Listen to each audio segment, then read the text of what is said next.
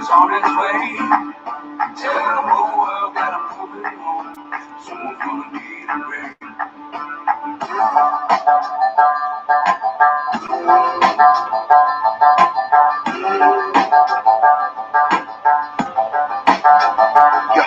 I can never be timid, start to the finish. Even through the blemishes, my heart is replenished. Violent images with something in store, it's kinda heavy. Hold it steady, I'm ready for war with no confetti. A party time, I'm sorry, I apologize. Loudly is that you ignore the truth just to acknowledge lies. And honestly, this is a promise, not a threat. So you better watch your comments while your consciousness is left. Forget the politics of dollars in your wallet. Just know I'm coming home for everyone I have a problem with. All of us honest, cause you knew that it was coming. You looking at me dumb, I suggest you start running. You can increase your pace, but I'm chasing you down. Losing patience, you blatantly choose breaking the vows. Tomorrow is some promise, and that's even if you live today. Watch what you say, or somebody's gonna need a grave. Just holding on, always on its way. Tell the whole world that I'm coming home. Someone's gonna need a break. Just holding on, always on its way. Tell the whole world that I'm coming home. Someone's gonna need a break. I really can't pretend this time, I'm sorry Lord, but this time revenge is mine. So be afraid, cause this is a big payback for your charades and every game you played. I can't believe you took my kindness for weakness. Been wrong for years, but fear has got you speechless. So rest in peace as your whereabouts are a secret. Your family is looking for authorities to speak with. You need luck, cause right now life's lease is up. So keep it up, I'll be behind you creeping up. The disconnect between us comes from disrespect. You better listen or your family will be missing next. Just holding on, always on its way. Tell the whole world that I'm coming home. Someone's gonna need a break. Just holding on, always on its way. Tell the whole world that I'm coming home. Someone's gonna need a break. Just holding on, always on its way. Tell the whole world that I'm coming home. Someone's gonna need a break. Just holding on, always on its way. Tell the whole world that I'm coming home. Someone's gonna need a break. You know that I'm coming, just holding on, always on its way. Tell the whole world that I'm coming home. Someone's gonna need a break.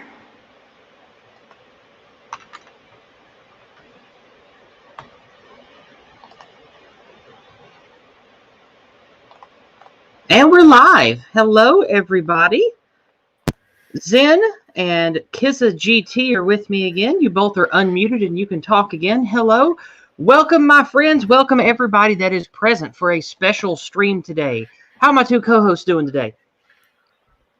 Go ahead, Kissa. I'm doing well. I finally had my freedom from the Germans. Good. Glad to hear that. Yes. I have very much the opposite. I am soon to be going into employment as soon as I get past the bullshittery of modern day interviews. Well, today is a very special stream. Thank you all for joining me. I'm going to say hello to everyone who's over on D Live as well. Thank you for showing up. The 3 people that I have watching over there, thank you very much. All right, let me start streaming over here on Entropy, because for some reason it never automatically starts, even though I tell it to. I always have to go over there and manually jigger it. All right, I have jiggled the handle and turned it off and on again, so it should be streaming just fine over there on Entropy. Now, the reason Entropy is important is because there is a question widget over there on the left-hand side. If you follow the Entropy link, we also call that the Tall Kevin widget here in the White Positive Sphere. And on the Tall Kevin widget on the left-hand side, you can leave us questions, comments, etc. that we can get to later. And you can also give us super chats over on Entropy, which I very much appreciate, especially with the upcoming march that we're going to on the 12th, which is a week from tomorrow. It'll be just like the one that we did last 1, 2, 3. It'll be like the one that we did 3 weeks ago in DC. Same bat time, same bat channel, so to speak. So with all of that out of the way, the goal of today is going to be talking about what you, the listener, can do, what I can do, what the people on the panel can do to make Trump's campaign happen, to put pressure on our elected officials to do the right thing in the face of this terrible fraud. What we can do to talk to people around us to get them to know the truth in light of all of the massive levels of media gaslighting that have been pumped into us all year long. Because not only do we need to get our people aware about what's going on with politics in general, but we need to do it pretty quickly because there's a lot of shit riding on what's going on. You got Brexit going on in the UK. You got election scandal and BS happening over here. All kinds of stuff going on. Too much to talk about in one go. So later in the stream, we're going to have some visitors. Other people will be coming on to join us. We might even get a special visit from Uzalu himself, the awesome British guy I've been streaming with streaming with lately. Excuse me. So we're going to start today with a very special pair of videos from two people that I've been following a lot this week. And give me just a moment. StreamYards is a little slow when it comes to screen sharing. You have to give me a second. That's fine. All right. Now, this video is a little quiet, so you'll have to pay attention and turn it up a little bit. But it is quite funny. We're going to do a few short clips here to have a good time together. First of all, we're going to start with my main woman in the White House, Kayleigh McEnany, or McEnany, or however you say her name. I just know her as Kayleigh of the White House. So, here we go. Everybody be quiet.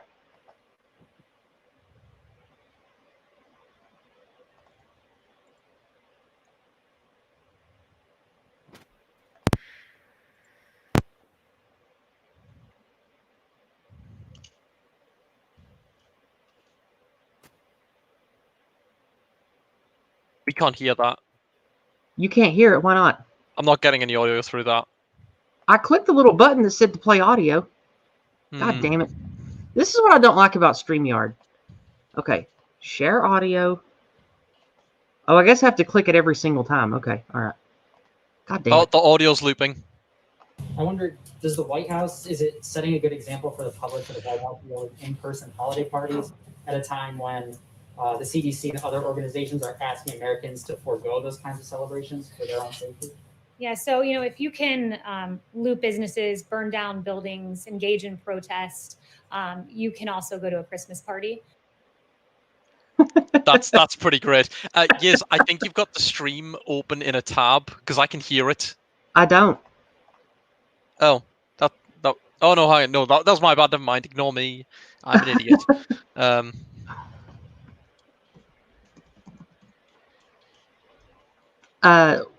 People are complaining about a mic drop and audio problems in the chat. Sorry, guys. I know that we're a little behind here. You have to keep in mind, I am not an audio-video type of person, and all this is new to me because I don't really know things, so I apologize. But regardless, we're going to do the best we can with the stream today. We're now going to move to a beautiful clip just to get us in the mood from the Louder with Crowder show. And we absolutely love Crowder. He is hilarious. He makes great comedy bits. He cranks out a lot of content. He might not agree with me on everything, but that's okay. I think he's a good dude. Do you guys like Crowder? Sorry, go ahead. No. I have no opinion on him. I mean, I quite like his change my mind thing when he goes in person. I like that a lot too. Yeah. Those are really good. That very much inspired Sargon's MEP run. Oh, really? Well, I believe so. That seemed to be what I got from it. Was Sargon pretty was much actually doing that? Yeah, he basically did do that. Well, we're going to play a thing. It's less than a minute, but it's hilarious. I'd love you guys to pay attention to this because this is definitely going to put you in the mood for what we're going to be talking about today. Oh, by the way, please, Crowder, please don't strike us down for copyright, okay? He won't. He's good. He's good. Go ahead, Zen. Go ahead. No, I was going to say this is really weirdly low res on the stream that I can see. But I suppose if it's the audio that matters, it's well, I told fine. you I live in an igloo in the middle of nowhere, so No, I have terrible internet. I just thought that in case the video's important. No, it's not. Just shut up. I always stream at 360p just so it'll actually play. All right. Exactly. Let's go. Here we go. No one has found any evidence whatsoever of any of your wrongdoing. And why should we not believe the reported attempts of you to try to seek a pardon from the president. I will ask that he be disciplined for that. That is a defamation of my professional character. As I said, reported. Just for Mr. just for the Giuliani, record, let me just ask for the the record, question. we haven't lost 39 cases. We've only brought 3. So you're wrong about that. Second, the reason why people are reaching those conclusions is because, like you, they don't have the discipline, maybe the intelligence, I don't know, to read through this. You can't tell me there's no evidence when I have a couple of thousand affidavits from people. You can't tell me that your credibility is better than the credibility of those people. They swore under oath. You didn't.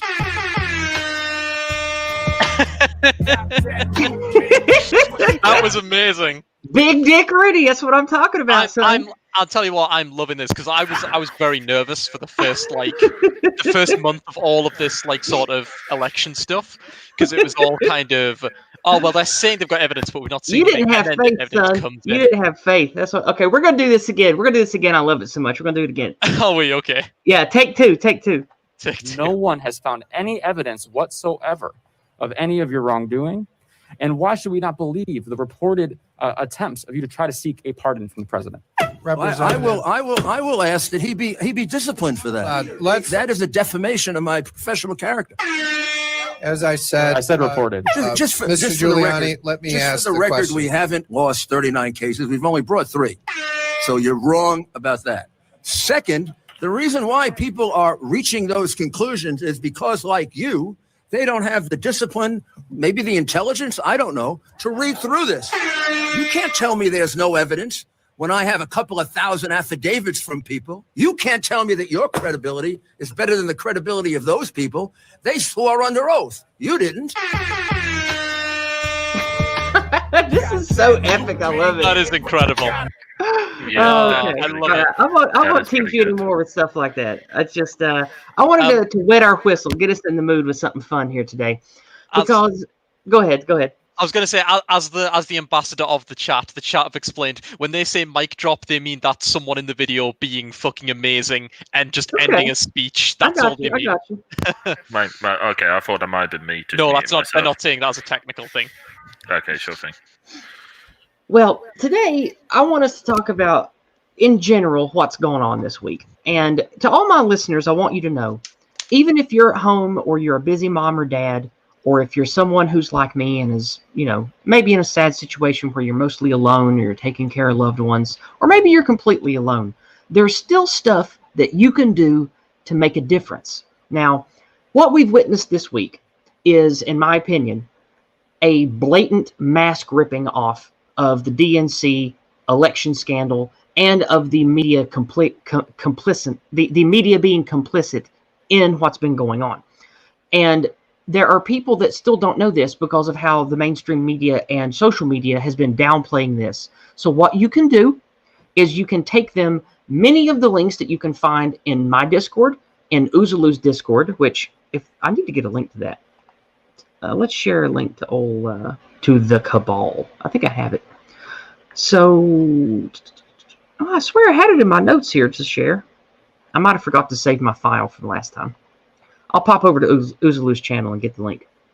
But anyway, what you need to do is share little videos and little pieces of truth, like memes or links to, you could share to Rudy's YouTube channel. You can share to Jenna's Twitter, OAN, which is, I forget what the O stands for in American News Network. You can share to that. There's a, what's the other one that we've been sharing? And one of you people in the Discord tell me. The stream that we've been using for all the live coverage this week. I forget the name of it. What's the name of the news organization? It's one of the new emergent alt news organizations. I forget what they're called. It's like RSB or something. I don't use those. I just use an aggregate and then look at the videos. I don't know the names of them. But there's also Newsmax, which is pretty good. Yeah, it's Right Side something. I forget what it is. Thank you, Sunhound. But do what you can to get real news in front of people. Just sharing it to them, like people that you work with, your mom, maybe people at your gun club or your church or whatever. that's how you could really make a difference, is just with general knowledge and awareness. So I highly recommend you guys all do that. Now, the second thing is going to require more effort from you, and maybe even a little dollars if you want to send actual letters like I do. But email works just fine, and if you can spare the time and you got the Moxie, phone calls work too. And the reason I bring up that is because we can make a lot of difference if we are willing to reach out and get a hold of people in these states that are having the scandals in the swing states. So I want to show you really simply what I'm talking about here. I'm going to go ahead and share my screen. Okay, this is the next one. Boop. There we go. Now, let me make this bigger so you can see it. What you do is you type into a search bar, you type in the state of, and whatever state you're going to use. We're going to do Arizona first because it's alphabetical. State of Arizona elected officials.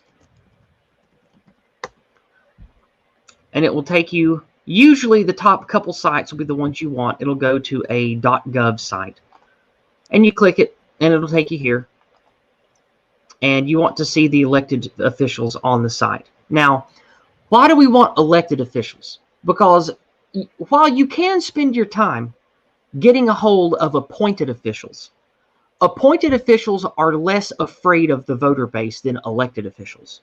Elected officials are like your governor, your attorney general, your secretary of state, your representatives, your congressmen, that kind of thing.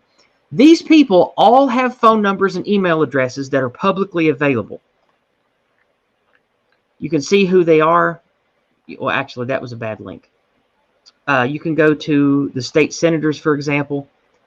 You can see who they all are. It'll have their names, what district they represent. It'll have their phone numbers of contact. And if you click each and every one of these, you'll get a picture of what they look like, and it'll give you their email address. And it should be like this in every single state. And what you can do is, we have tutorials on this channel right now. And thank you, Sunhound, in the Discord. I appreciate that. We have tutorials on my channel. We have tutorials in a lot of places where we talk about the framework of emails and the types of language and positivity to send to people.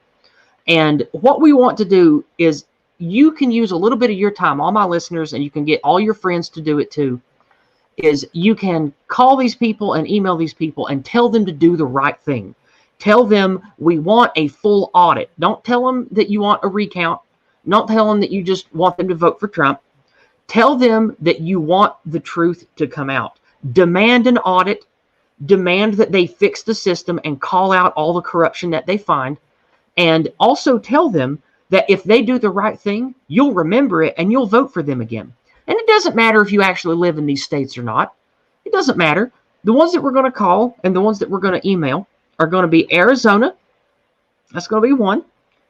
And then the next one we're going to do is, let's see, let's go alphabetical. So alphabetical. Next is going to be Georgia. And see, here's Georgia's elected officials next. Y'all can still see this, right, Kizza? Y'all can. I can see it, yeah. The screen share is working this time. Okay. Yeah, A couple of times when I tried to share these .gov sites in my trial run, they didn't work so well. I'm just making sure. Okay. Yeah, Brian P. So, Governor. It's actually quite good quality. Okay. Over on D-Live, Free Game says that he's finally got somebody weaned off of Fox News. That's good. Oh. Newsmax is pretty good. And like Sunhound said in the chat earlier, it's called Right Side Broadcasting Network, RSBN. That's it. So that's another good one. Newsmax, OAN, and RSBN. Those have been the ones we've been using a lot this time. All right. Okay. Oh, hey, we just got a five British pound donation from Silence is Leaden. Thank you so much, my friend. Silence says just a little something to help keep the lights on. Always appreciate that. Always appreciate that. It's been hell trying to get work contracts this year, and every little bit really does help. Thank you very much. Okay, while I'm clicking through stuff here, this is just the Georgia site. It's not much different than the other ones. Just shows the pictures and names of all the elected officials. When you click on them, it will take you to their piece of the website, like, and we'll show you. oh, that takes you to the agriculture side. I clicked the wrong thing. But it'll show you how to contact each one of these elected officials. Next, we're going to go to Pennsylvania. Pennsylvania's next in the lineup here. What? Pennsylvania. It's just a funny way to say Pennsylvania. Oh, okay. It's how Hicks and hillbillies playfully say it around here. I'm surprised they don't say pencil vagina. No, because that's retarded. But here's Pennsylvania's site.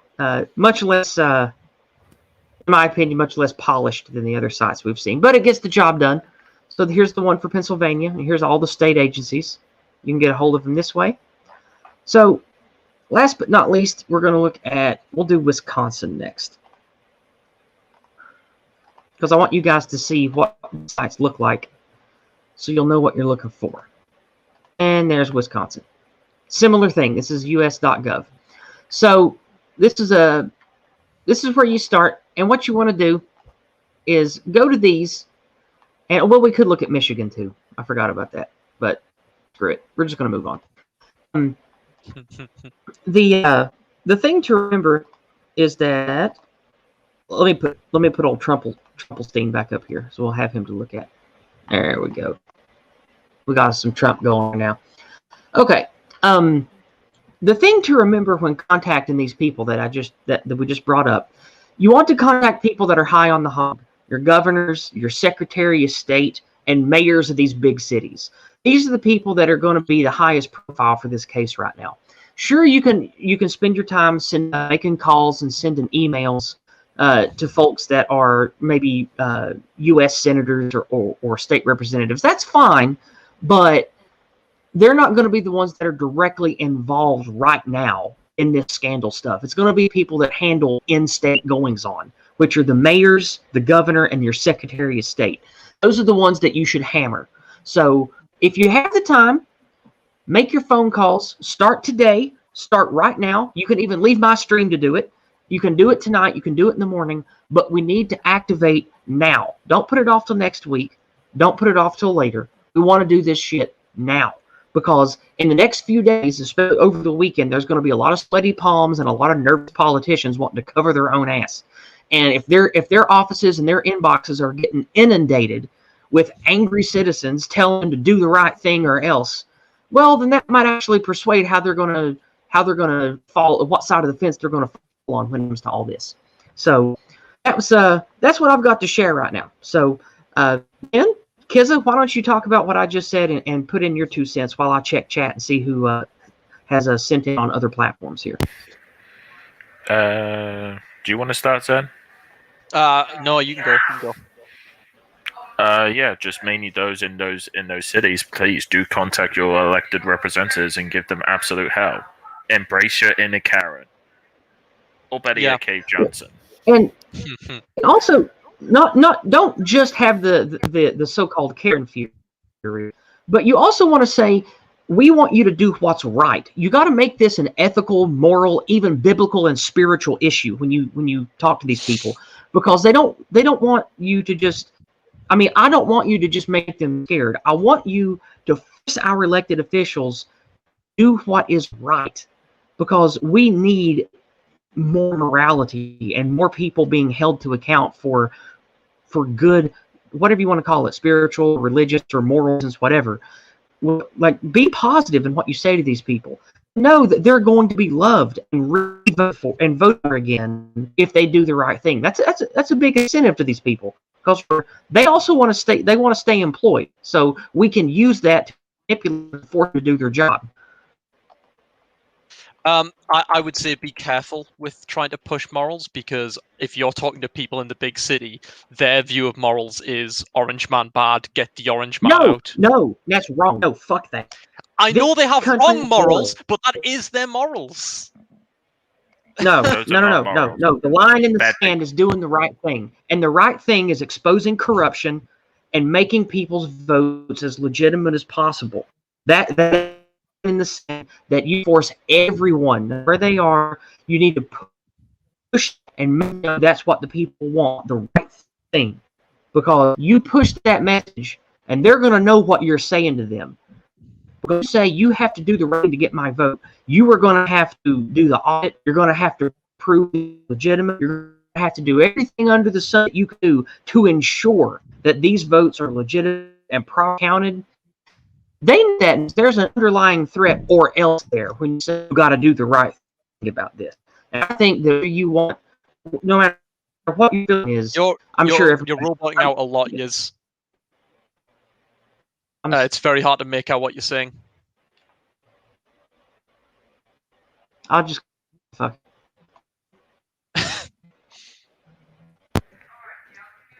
Yeah, it's the freaking establishment trying to shut us down. Yeah, they're trying to break us. No, they're trying to break no, us. it's because I'm in the middle of goddamn nowhere and my internet's terrible. I hate it. We know. We're just you know, it's easy to respond with comedy. Exactly, we've got to go. Exactly. But yes. Somebody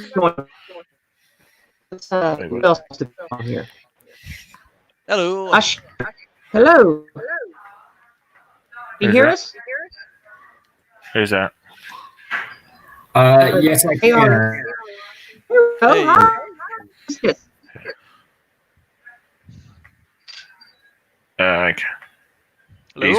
He's gone quiet again. Oh, yeah, I'm still here. Oh, okay. Hey, hello. how you doing? Good, sir. Oh, hey. So, I'm doing well. I don't you just have a blank picture there. Have you been on here with us before? I have not. I'm fairly new to Don's Discord. My brother is Iron on Detail. You probably run into him. He was in DC. That's what Yizz is. Yeah. He was the guy with the flag on his back. That we did. So I actually live in the DC area, but I'm active duty, so I can't be heavily involved in it.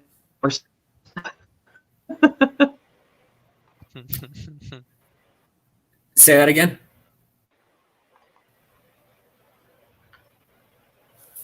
Oh dearie me! The establishment is truly cracking down. About tactics and whatnot going forward.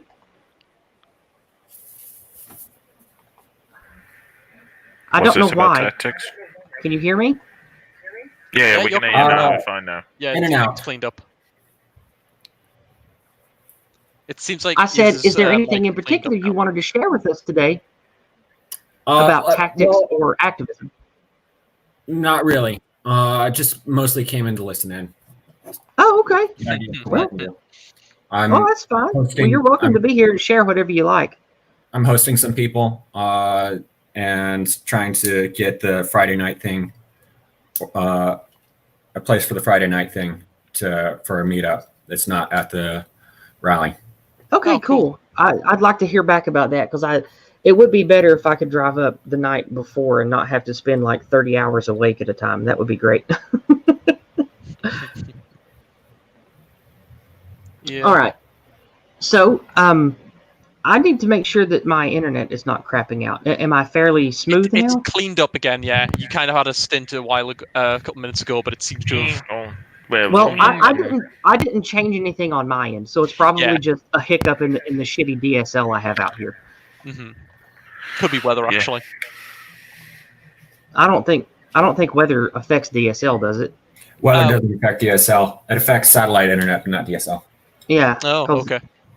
Because we out in the boonies, we get everything through a hard line that's a mix of either up on poles or in the ground. So maybe it could have been a little disturbance, or I don't know, somebody was doing something. Oh well, it's sorted now. That's all that matters. Yeah. Regardless.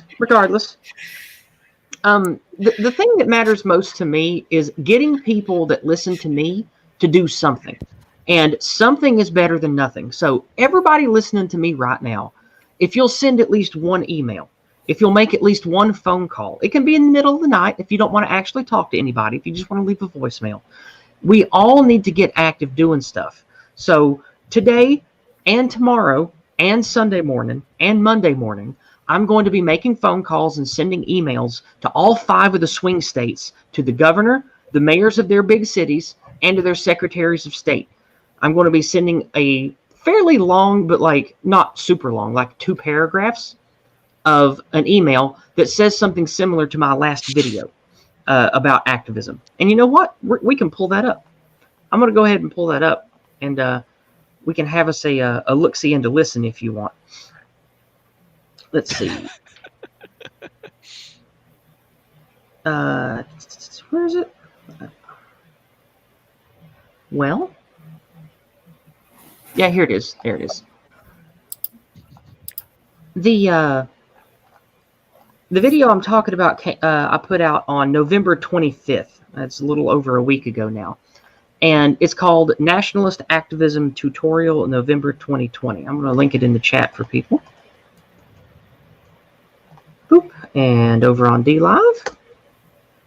Oh, thank you.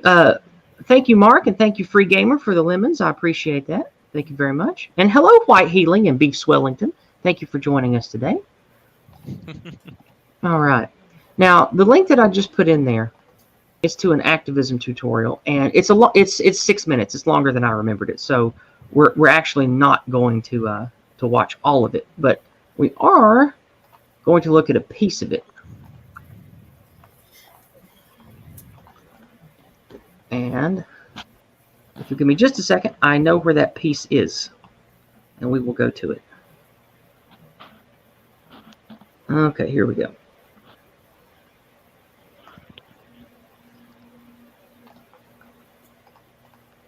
Now, hopefully this will work.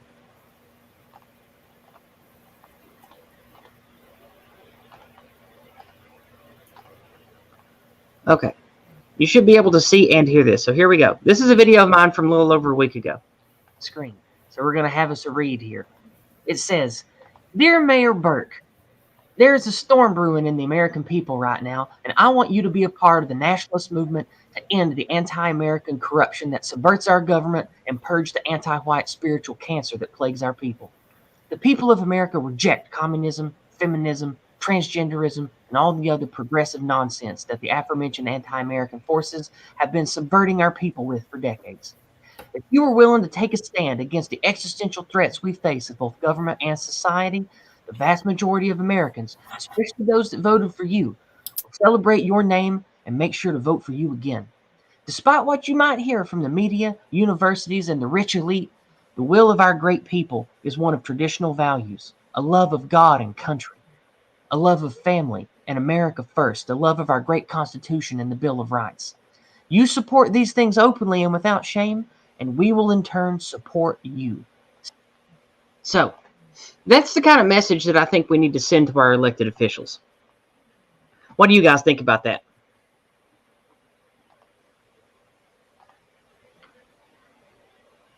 I mean, again, me and Kizra are both British, so.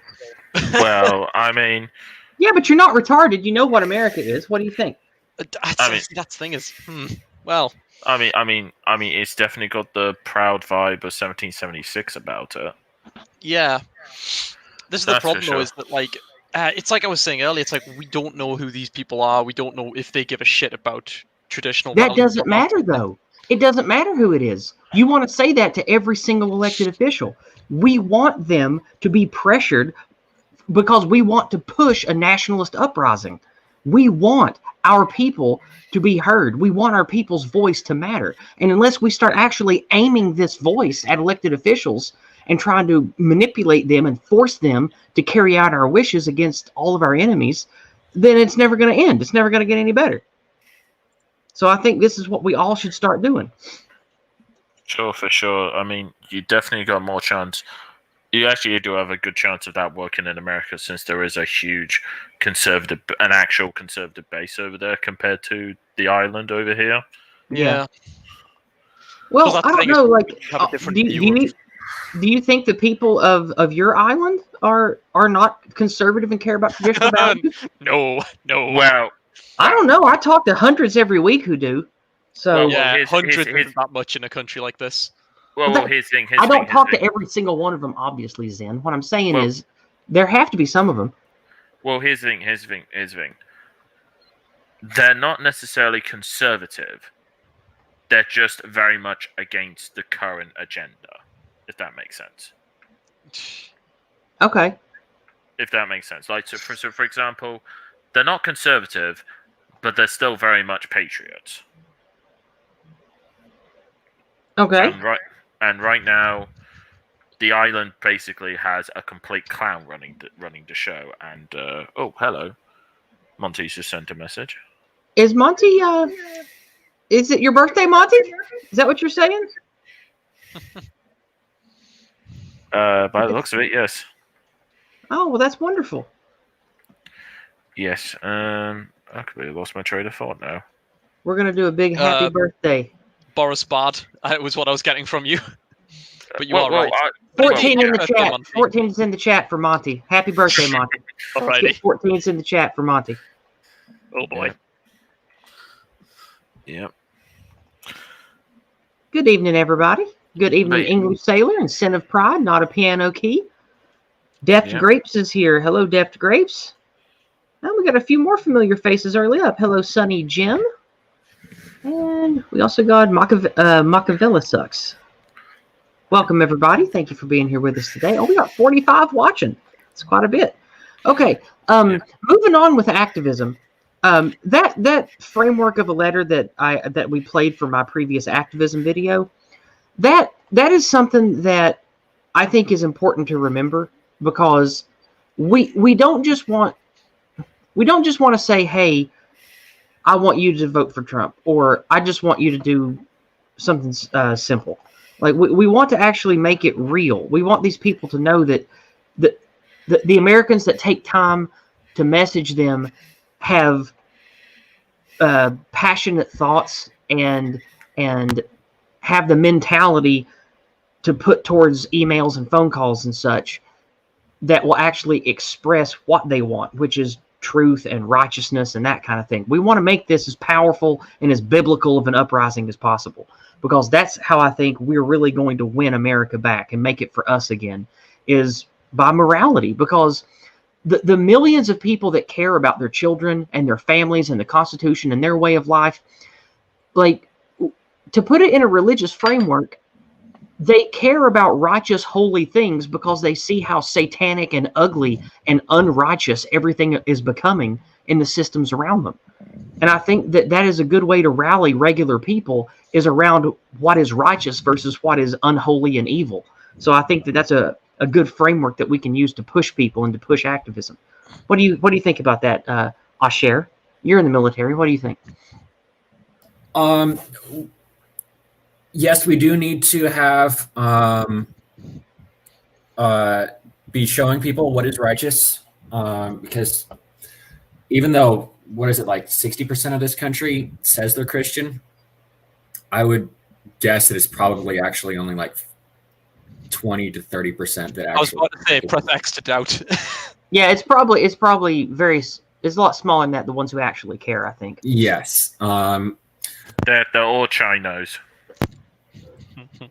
So, one of the most powerful ways that a Christian can spread their faith is by practicing what they preach and being an example, and that works for conservatism as well. Is to not hide, to not try to shove it down people's throats, but to show that conservatives care. They care about other people. They're not all greedy, heartless monsters. And that, and to help show that socialism and communism doesn't really care. Yep. And that's whether or not you actually are a Christian or believe, I think that it's pretty obvious. We have had a massive cultural exodus from any kind of positive, unifying framework of good morality. I think that's pretty blatantly obvious even to normal people, because they see corruption on TV, they see it everywhere around them, and they know it. Even if they don't have the words to speak it, they have the eyes to see it, so to speak. And yes. I think that if we can start encouraging the people around us to use the right language, we can really encourage regular folks to actually give a damn and at least make emails, at least make phone calls, at least talk about this stuff and know that it's going to be that they are not alone. Because I think a lot of people are afraid because of the media lies and the anti-white hate mob and the Antifa and the BLM and the Marxism and all the other crap that we face. I think a lot of folks are afraid to speak out about this because they don't want to lose their job or get ostracized or get slapped on the wrist socially. And the more that we are willing to be vocal about it, the more that I think other people are going to be vocal about it too. And I feel like that's some kind of truism. What do you think?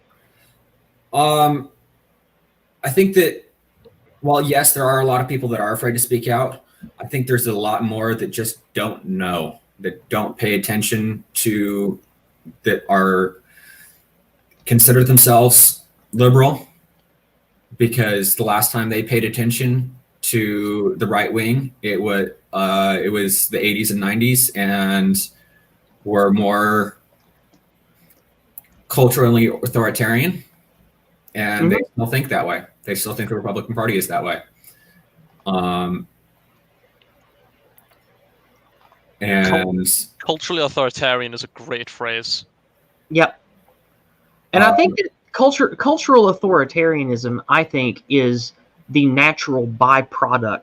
Well, it's both natural and forced, but it is the byproduct of generations of us becoming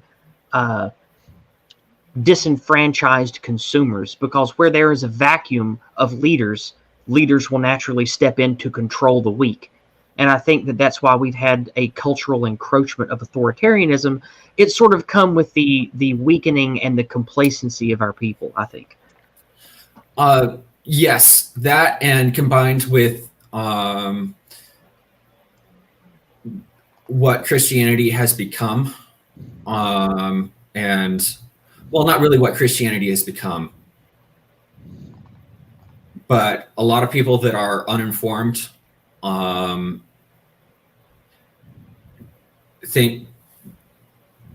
conflate Republicans with Christians, but their view of both Republicans and Christians is warped, so that they don't know Christian values. Just watch a Hollywood movie that has Christians in it. They're not actually Christians. Yeah, it's not a good portrayal, and I think that's why I've seen like 2 or 3 portrayals of Christianity that were actually decent and good. Yeah, it's almost always bad. And another problem that we face is we have so many of these crony politicians that serve a crony radicalized base, like in these horrible cities like Detroit and certain parts of Minneapolis, certain parts of Wisconsin, definitely in Philadelphia, definitely in Pittsburgh, definitely in big cities like in Phoenix, Arizona. You've got these bastions of radicalized globo-homo commie idiots that have literally weaponized non-white minority groups into literally believing that they live in some kind of slavery-based society that hates them because of the color of their skin. And they radicalized thousands of people in these little areas to where they basically have a zealous anti-white hate mob army around them. And the politicians that are voted in, they might have thousands of supporters that far outweigh those radicals in these cities, outside the cities. But we need to make sure our voice drowns out that anti-American minority. So I think that's one of the most important things we can do with our activism, is to reach these elected officials and mayors and stuff. And even if the mayors and shit are dirty and crooked and in on it, we need them to hear us too. And we need to make our demands known. And another good listen, primary them. Yeah, exactly. And let them know that, hey, we're onto your game now. And if you don't shape up, then you're going to get replaced. And there's a lot more of us than there are you. And I think that we need to start sending that message to as many people as we can. Definitely the elected officials, but to the people around us too. Like if you live in a big city, find people like you. Find people that are tired of this shit. Find people that are doing pro-white activism. Find people that are sick of communism or globalism. And, we're not all going to agree on everything, but we pretty much all agree on who the real enemy is. So we should, band together, use our voices and our time to do activism together, and push back this globo-homo progressivism encroachment crap, or we're going to lose everything. So network with people around you, close to you, use all the social medias that you can. And I know that this is, for many of you that are here a lot, you know that I repeat myself a bunch, but it's very important. We need to use Telegram and Gab and Twitter and Parler and Discord and BitChute and DLive and all the things that we have available to us. Use as many platforms as you can to network with people that are like you in your area, in your country, in your city, that want to make a change. And through unity, we will have strength. And through strength, we will gain victory. That's what we have to remember. So, anything you guys want to add to that? Yeah, I do have one thing. Don't necessarily look on the national level. Look on the local and community level. Tim, a couple of days ago, Tim Pool had a guest, Heshy Tischler, on. Probably most of you have seen at least a little bit of that episode. Yeah. And he was community organizer in New York City, where he was actually a real community organizer, not a communist activist. And he's running for city council because he got fed up with all of the lockdown BS. And he's in a position because he's to be able to do that and have a great shot at being effective in doing that, because he is a leader in his community. Regardless of his elected position, which he currently doesn't have one, he's a leader in his community. And so he was able to say to Mayor de Blasio and other people like that, no, we're opening these parks because you don't have the authority to tell us no.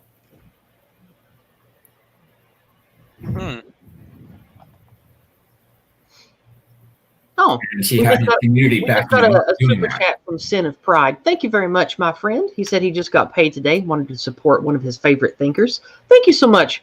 It's always nice to see people that come back. Sin of Pride has donated several times, and I'm glad that you still consider me valuable to whatever you want to call it, the movement, the I don't know. We're not really the intellectual dark web. We're more like the lowbrow dark web. Thank you very much, Sin of Pride. I appreciate it. I'm glad that you think what we do is important here. I didn't mean to interrupt you. I just wanted to cover that. I was done anyway. Okay. Then, something else that we should talk about is what you can do physically with your body. With your body, you can march, you can walk, and you can talk.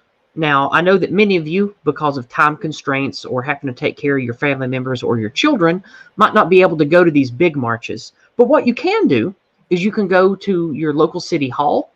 You can print out flyers. You can go talk to people. You can go to small marches, the ones that are being organized. Maybe you happen to live in one of these swing states. Maybe in just an hour or two, you can drive and join one of these marches and protests at your city capital. That would be wonderful if you could do that. The more that you get out and get active, the less black-pilled you get, because when you go out and you see hundreds or thousands of people that are like you, that live around where you live and want similar things and are willing to spend their time and money to go out and connect with people, then it's a huge white pill, and it gives you energy and encouragement to keep fighting for what you believe in. So it's good for you, and it's good for the end result we want, which is taking back our damn countries. So I recommend doing that too. Zen, Kizza, have you guys done any in-person activism over there? Well, I've been to one march, which was the Count Dankula March in London about 3 years ago, I think. Oh God, it was 3 years ago. Was that the March to Freedom one? I don't think it was called the March to Freedom. I think it was specifically the march over Count Dankula. It was the day that he got his £800 bill, essentially. Yeah, I remember that. Yeah. I met a lot of people there. I met quite a few people who lived near me, mostly by coincidence. I said a speech up on a box. It was fun. Fair enough then. Yeah. My case, I mean, I wouldn't say outright direct activism, but I do remember there was a little tent with two people, one talking about masks and the other talking about a cashless society. So did get a little bit of talking and networking in that sense, especially on the cashless society, because someone that we know got screwed over with the push towards that system. And my God, anyone listening, anyone who suggests it's a good idea, tell them it's not ask them just this one simple question: how are you supposed to live if you don't have a bank account in a cashless society? Well, yeah. Mm-hmm. The argument I always go to is how do you donate to the homeless, and that stops them in their tracks. It's beautiful. Yep, you see. In fairness, I don't give money to the homeless because in my area they're just going to go and spend that on drugs. So I buy them like a sausage roll from Greg's or something. I buy them Greg's food sausage and give rolls them are food. so good. Yeah, They in are my really opinion, our society is already cashless enough. It doesn't need to be more cashless. Yeah. Like I'm not a person who likes cash. I haven't had to carry cash in 20 years. So I don't think our society needs to be any more cashless. I think that is just, I think that a quote unquote cashless society is yet another dirty, filthy globalist lie because they want to further disempower people who aren't rich and who aren't slaves to the rich. You'll own nothing and you'll be happy. Yes. I can't believe someone actually made that and thought that was a good idea. Jesus Christ. But no, I'm actually the opposite. I love cash. I'm glad you brought that up, Zen. Let me interrupt you for a second there. Yeah. I'm glad you brought up exactly what you said. You can't believe that they made that. Yeah. And this is a good point. I know that a lot of people in the nationalist community, especially the ones that are in the white positive community, I know you get black-pilled a lot. And those of you out there that believe our enemies can't be beat or they're too big, just remember, they are bell curve like everybody else. These people are not superhumans. They don't have magical brains. They don't have everything figured out, and they're not pulling all the strings. Because just think about it. Look at how blatant the fraud and how sloppy the cover-up was, and how many stupid people were involved in the election fraud. And listen to this Charles Schwab asshat talk. Well, he might think he's a genius. He might actually be. But the World Economic Forum putting out this ridiculously comical propaganda about you will own nothing and you'll be happy. Like, come the F on, guys. Like, do you really think that if the situation was hopeless and our enemies were these super villain, mega genius movie-like villains that were pulling all the strings and puppeting everything, do you think that shit would be necessary or even exist at all? I don't. So just remember, our enemies are not some unbeatable, unified secret force of magical Israeli puppies that we can't defeat. We have a lot of different factions of enemies, and it's a loose, natural amalgamation of a standalone complex, and we can fight that. We can take down each peg, we can smash each column, and we can take back our destiny. Because the situation is not hopeless, and our enemies are not an unbeatable, unknowable monolith. We can win this. Because I tell you what, one of my favorite things that I've been seeing is Democrats immediately after Biden, quote unquote, President-elect Biden had quote unquote won, were coming out and saying, "Oh no, Biden's bad though." It's like, yeah, that's what we've been saying for months. Yeah. They will tear themselves apart, and that is the one good thing about them. Although I used to think that our side wouldn't, but then Shu and Chris Reagan and a lot of people on our side of things kind of spiraled off. So that was a black pill, but hey ho. Well, on Shu's case, it's clear she's still grieving over Ahmed Skepta leaving her. Because breakup's a bitch.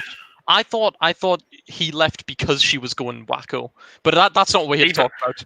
Well, anyway, other than YouTube relationship drama, on the World Economic Forum, I could perfectly explain how the World Economic Forum came up with such a ridiculous idea. Mm-hmm. Maybe this is my Anglophilia speaking here. I'm sorry. The founder is pro-English bias. But the founder is German. Maybe that's the reason. I You know what? Why does it always come back to the Germans? The EU, the Economic Forum. Guys in Britland are a little crazy with your German hate. It's not hatred. It's not hatred. It's just I've noticed a bit of a pattern here. Yes, I am more than happy for Yeah, them well, you to know do there's a what lot they more want. pattern about the ones who can't be named. I'll just put that out there. Anyway. Yes. Anyway, I'd like to bring up something somebody said in the Discord. Wanyahi said, when it comes to when I was talking about what you can do with your physical body, Wanyahi says, stay fit because just because you don't work out doesn't mean your enemies aren't. And that's a good point. We need to keep ourselves in good shape. We need to eat well. And just like a lot of my listeners are Christian, just like how they say your body's a temple. Well, maybe get off the cigarettes, maybe stop the drinking, maybe eat healthier, get in shape, exercise, get used to moving, get used to picking up a stick, get used to fighting with a sword and a shield, get used to picking up anything that you can to use a weapon and get comfortable with it. There may come a time where we're going to have to fight for the future of our children. And if we're all fat slobs that don't know how to handle a stick or a sword, then our enemies who've been training with those things are going to conquer us. So take care of yourself, stay fit, and if you got the time, get some combat training, or at least network with people and be friends with people who can do that kind of thing. So maybe your kids or other people in your community can get some proper combat training. Rob D says, my body is a shed. Hey, a shed has a lot of utility, okay? Don't talk down about a shed. Hey. Speaking as an Englishman living in Motorsport Valley, a lot of good shit came out of tiny little sheds. Okay? Second of all, a tiny bit of shilling on that point. Speaking of training, get DDPY. Get DDPY. What is that? Yeah. Diamond Dallas Page Yoga. Because of that. Yoga? Yeah, no. This isn't regular yoga. This is power yoga. And to show how good it is, no jokes, like off topic here. This guy took a guy who was a paratrooper who had to walk around with canes with a back brace, and after 1 year of training, just for context, the guy's knees were blown out and he couldn't walk. Right. After 12 months of training, he is running and doing a handstand, doing a freaking standard push-up with his son standing on his back. That sounds awesome. Yes. DDPY. Okay. Let's I want to share the link to that in the chat. Let's see what most complete fitness system on the. What is it? I just like that as a title. That's pretty good. and it's got a cool website. Let's share that. I'm going to put that in the website actually. Yeah. Well, and in YouTube here. Yeah. Seriously. All right. I'm just saying this right now. If anyone doesn't know who DDPY is, look up the story on the Joe Rogan Experience. The video's on there where he talks about the guy in question. Now tell me. And I will say this: if that guy could do it, and he had every right to give up, what the fuck's your excuse? Yeah, what is your excuse? Right. Yeah. Mm-hmm. Let's see. We have a $10 donation over on Cash App from our buddy Fartwith in chat. Thank you very much. Uzalu's in chat, it seems. Oh, it's the Ooze. I saw him typing in events for a second. My keen eye spotted him. Yeah. Uzalu, if you're listening, please jump in. You have the link to StreamYards in your inbox if you want to hop on and jaw with us here for a little while. Exactly. We're talking about what we can do to improve ourselves and our lives, and what we can do to hopefully take back our destiny and be in control of our countries again. That's what we're talking about. Another thing I would say, especially for the Americans, get the damn guns before they take them away. Yeah. Well, I mean that goes without saying. I mean, Americans understand. Like the last time people came to take our guns, it was you guys, and we shot you, and then you left. So, you know what? As the left have taught me, I need to apologize for my ancestors' actions. I'm so sorry for everything the English have done against America. What you talking about? They're basically our cousins, okay? It was just a simple. It was a simple family scrap, okay? They happen all the time, and it's only led to them being stronger overall. So I suppose you're right. Exactly. Well, the important thing to take away from the last couple hundred years is we have let elites, we have let rich bankers, we have let oil tycoons, we have let ideological idiots lead us to commit atrocities against our own people. Oof. Anglo versus Anglo, Anglo versus Frank, German versus everybody else, Italians versus whoever.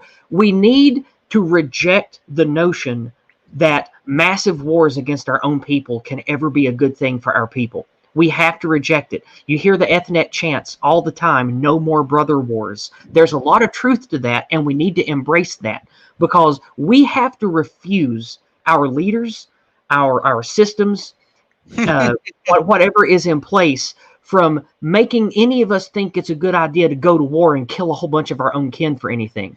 Like, we have seen, now that we have the internet, every Tom, Dick, and Harry can look at the last 200 years and be like, hey, wait a minute.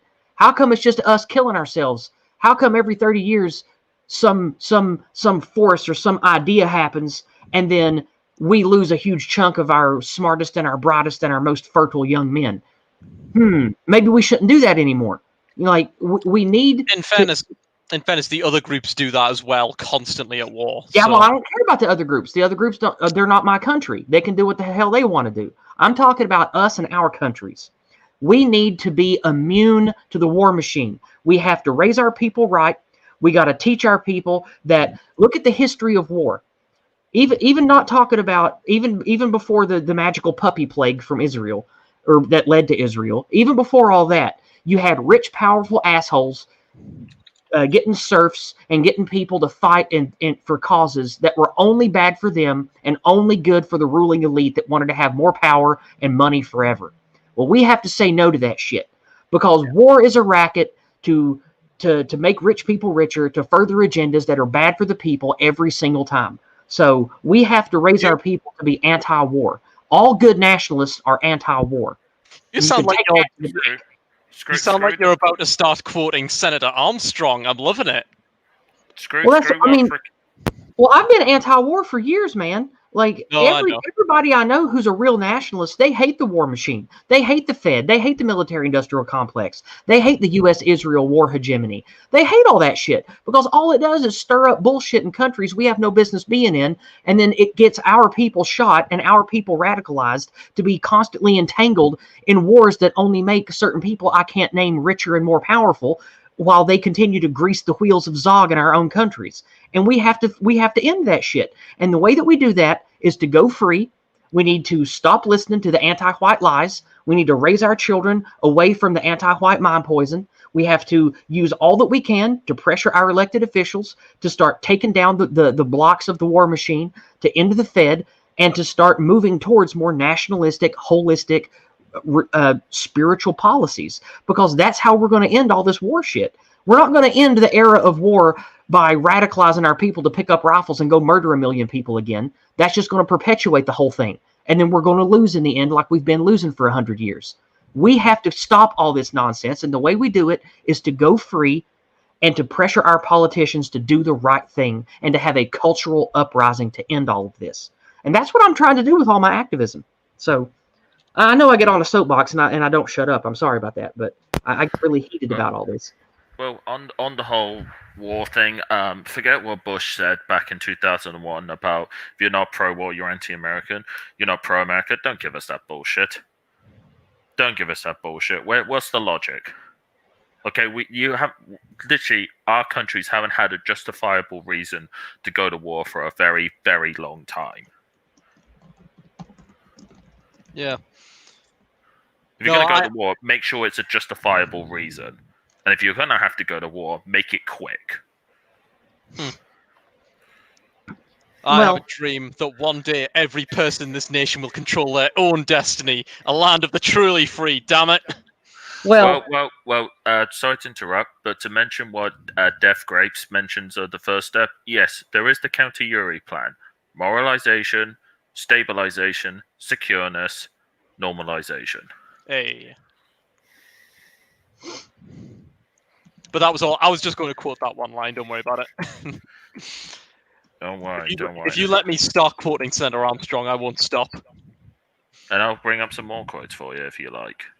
But as everyone in the chat and listening in on Discord and other platforms we're streaming on, remember the counter-Uri plan. Remember it. And spread it. You should make a T-shirt of that plan. Yeah, sure. Just give me the contact details to Redbubble. I'll gladly put that, and then put on the bag in very big writing, Kizza was right.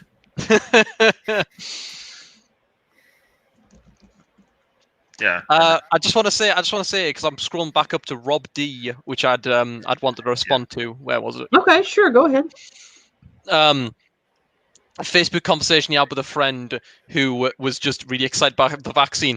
You let them know that our government has given the company making the vaccine complete immunity to any legal action based on that vaccine. So you tell everyone, really have a good think. If the government has specifically given them special powers to not get in trouble for anything that vaccine does, do you want that thing going into you?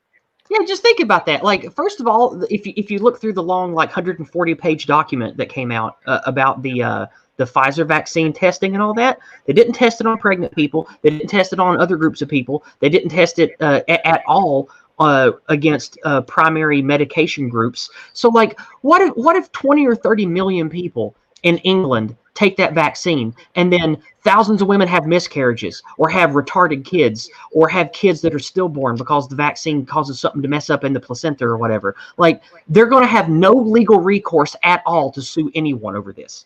The only recourse they would have is to try to sue the government, and good luck with that. Yeah, not likely. I mean, that's why I personally don't want the what's it called? The Pfizer? Pfizer? Pfizer. I think it's just Pfizer, but it's a Pfizer one. Yeah, exactly. Especially another good reason not to take it is German. Whereas I want the one made in my own local city, please, because I'll know it'll be done properly. What's that one line from The Dark Knight? If you want to do something right, buy American. Man, no, that's if you want. I wish. That's if you want to kill somebody. That was a gun. Yes, you're right, but still. Well, it's actually very ironic because he ends up killing a senator with an American weapon. Things you notice when you watch something very closely for the first time. Beautiful movie. Mm-hmm. Yeah, speaking of movies, actually, while I had some days off, actually, not too long ago, I got up with a lovely film called Heat. And can I just say, that shootout scene, my God, do they not make them like they used to? Heat's a great movie. Like, if you like really With good Al drama mixed with action, it's a great movie. I've seen Heat like 10 times. It's really good. Yeah, that's to Zen. It's the one with Al Pacino, Robert De Niro, and Val Kilmer. I'm looking at it. Okay, I'll see if I can dig that one up. No. The actual scenes on HD, it's like 12 minutes long on YouTube. You will. I love crime movies. I'd love to watch the proper thing. Me and my girlfriend have gotten a Now Stick now, so we've got lots of movies. Oh no, but I watched it through Amazon Prime because Jeff Bezos loves giving out free shit. We turned that shit off the second that The Boys was finished. The moment we watched The Boys, we were like, there we go, no need for Amazon Prime anymore. Hey! You gotta make up that yearly subscription with free deliveries. You gotta make that shit up, okay? It's all about fuck numbers. that! I want to support my local businesses. Fuck Amazon. Hey! I do that as well, but I always make sure I get my money's worth, okay? That's the difference. Fair enough. I always make sure I get my money's worth, okay? Like with the Eat Out to Help Out scheme, I saved £200 on that shit. Hey! I was funding my local businesses. I was getting paid. I was spending more money than I normally would, and I was saving money at the same time. There, everyone was a winner. Yeah, except the taxpayers. I am a taxpayer, goddammit. Okay. I have been the freaking. But yeah, no, we watched Pacific Rim the other night. A great movie. Have you watched that, Yizz? Which one? Pacific Rim. No, it must be a more modern movie because I've not heard of it. No, 2009. About 7. Was it 2009? Really? Yeah, believe it or not, I do have a fun fact about Pacific. Oh wait! Is that the one where they have to use a drone robot? Yeah, I heard about it. I might have seen it passively, but I don't remember it. The original's great. The sequel's odd. People didn't like it. I enjoyed it, but. Well, I do have some fun fact about Pacific Rim, actually. Okay. A lot of that was actually used from scraps for the cancelled Halo. From the cancelled Halo movie. Oh, I didn't know that. We all need to give Mad Nerd. Okay, stop. We all have to give Mad Nerd props to Little Bullet. Little Bullet says he's been collecting movies for decades. Well, I assume it's a he. Has been collecting movies for a decade and has over 2,300 movies. What is that? Hang on. So 2,300 movies. Is that digital? Is that DVD? How? Wow. Have you got that Physical. many? That's physical. No, that's easily physical, especially DVDs. No, Zen. Epic. Zen. Yeah. If I showed you my mother's DVD collection, you'll be surprised how freaking big it is. I remember years ago when VHS was the norm. She had bookshelves upon bookshelves of VHS tapes. Oh, MP4s. That explains it a bit better then. So see, the thing is, when I collect things, my favorite part is being able to display them on a shelf, which is why I love all of my physical video games. They look beautiful on a shelf. I love all my books. Fuck Kindles. I love having a good physical bookshelf. Me too. I don't like reading books digitally. I've tried reading books. I have trouble reading anyway. Yeah, no, I can't focus if I'm reading digitally. I get distracted too easily. If I can sit down with a book, I'm focused on the book. If I've got a phone in my hands, I feel tempted to alt-tab. Okay. Yeah, book. To what Sister Listen to Saxon? Sister Saxon. Sister Saxon says porn is cancer by our enemy. It is to be avoided. It is to be avoided, just like heroin. It is a drug, and it's awful. You should eschew it. Yes, and to fix that problem, what we need to do is to control the means of porn production and put it against our enemies. No, just destroy it. Hey, I'm just saying. Any weapon that can be used against you can be used for you. Oh, fair enough. But I don't want to get involved in that. We've got people doing North. I don't like sexual exploitation, and I don't like the thought of weaponizing people and sex that way. It's just disgusting to me. I agree. I don't want any part of it. Because remember, one of the main things that separates us from our enemies is that we actually have morals and ethics, and we should not stoop to their level. No, I agree. Wow. Read romance novels. They're much better, and they promote healthy I'm just saying, if you start looking at statistics of sex trade and sexualized slavery, a whole lot of it ends up in the special place in the Middle East I can't name. Oh yes, of course. But we all know. We like I said, the Sand people are just terrible. Who are just very savage people who don't have good aim. Just remember that, ladies and gentlemen.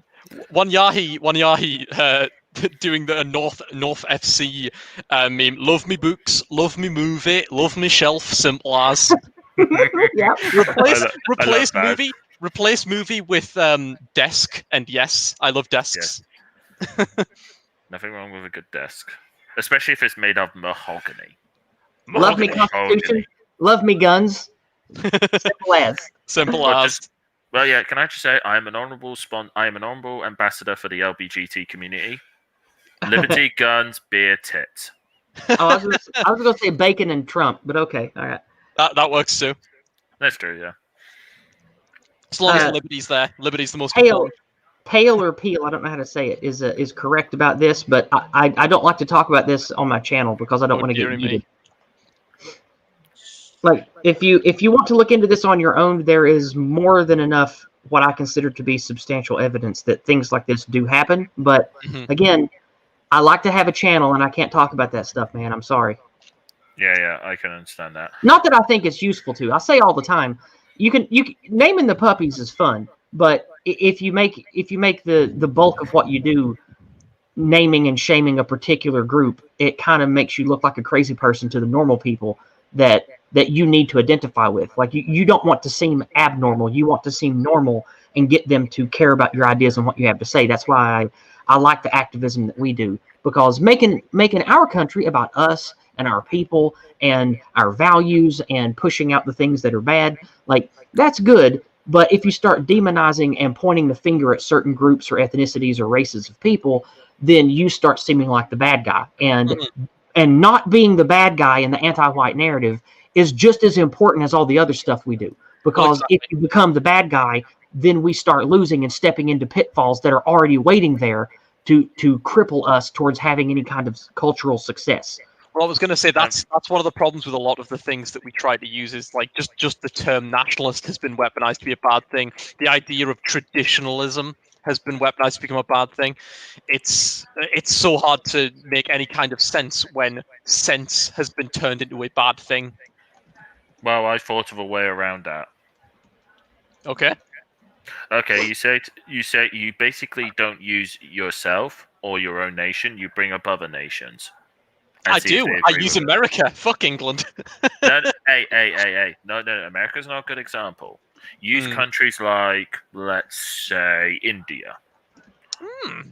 But generally, Asian countries are a good place to start. Fair enough. Because they have long histories, very huge amounts of tradition. And if you make it very clear that you don't wish to violate them, then it makes you seem like a very good, moral, upstanding citizen. That's a good point. Yeah. The problem is that it's hard to get into that much of a prolonged and respectful intellectual discussion. But Well, yeah, but as everyone here will know, demographics is destiny. Yes, and demographics is in fact destiny. And if anyone tries and denies that, well, then I'm sorry, but the United States and Australia are prime examples of that example. Yeah, I don't want to hear the all people are the same or the melting pot or the people can conform bullshit anymore. That argument's been dead for decades. If you can't see the writing on the fucking wall about demographic shift, then you are either willfully blind or you're lying. Because everywhere that we have witnessed, quote unquote, multiculturalism, it's basically just weaponized white erasure. And the governments change, the police change, the local edicts change, the crime changes, and we are the victims. And what do? They beat us with the bat called racist. They beat us with the bat called white privilege. And then we move away.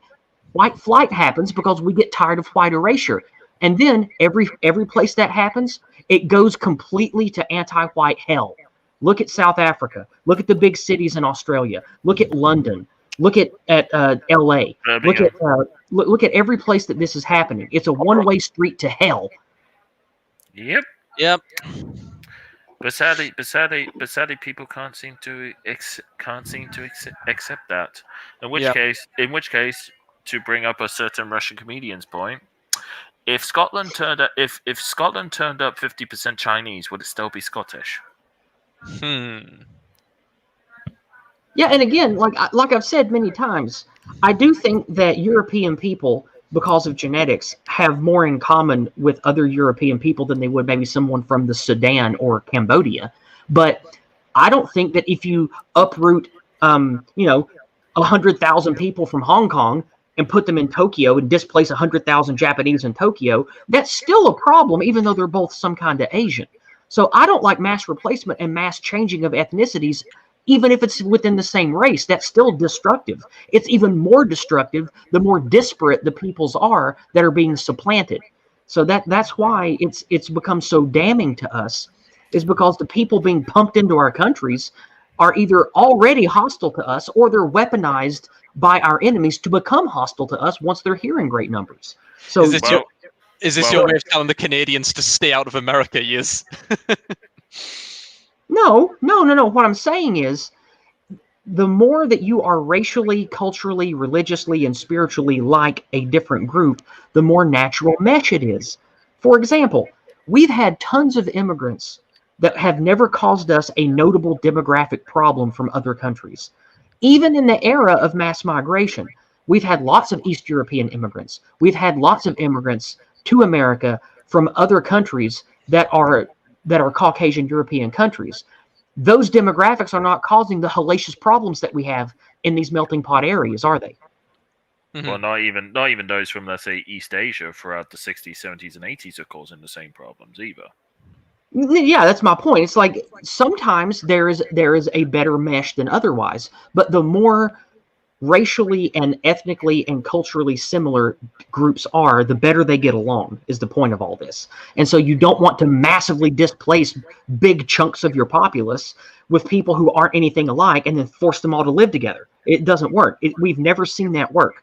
Like, I challenge people listening to show me one proof of that working long term where they got along and everything was okay. Oh shit, Bill's here. Bill, oh, good. Come in. Bill, do you want to join us?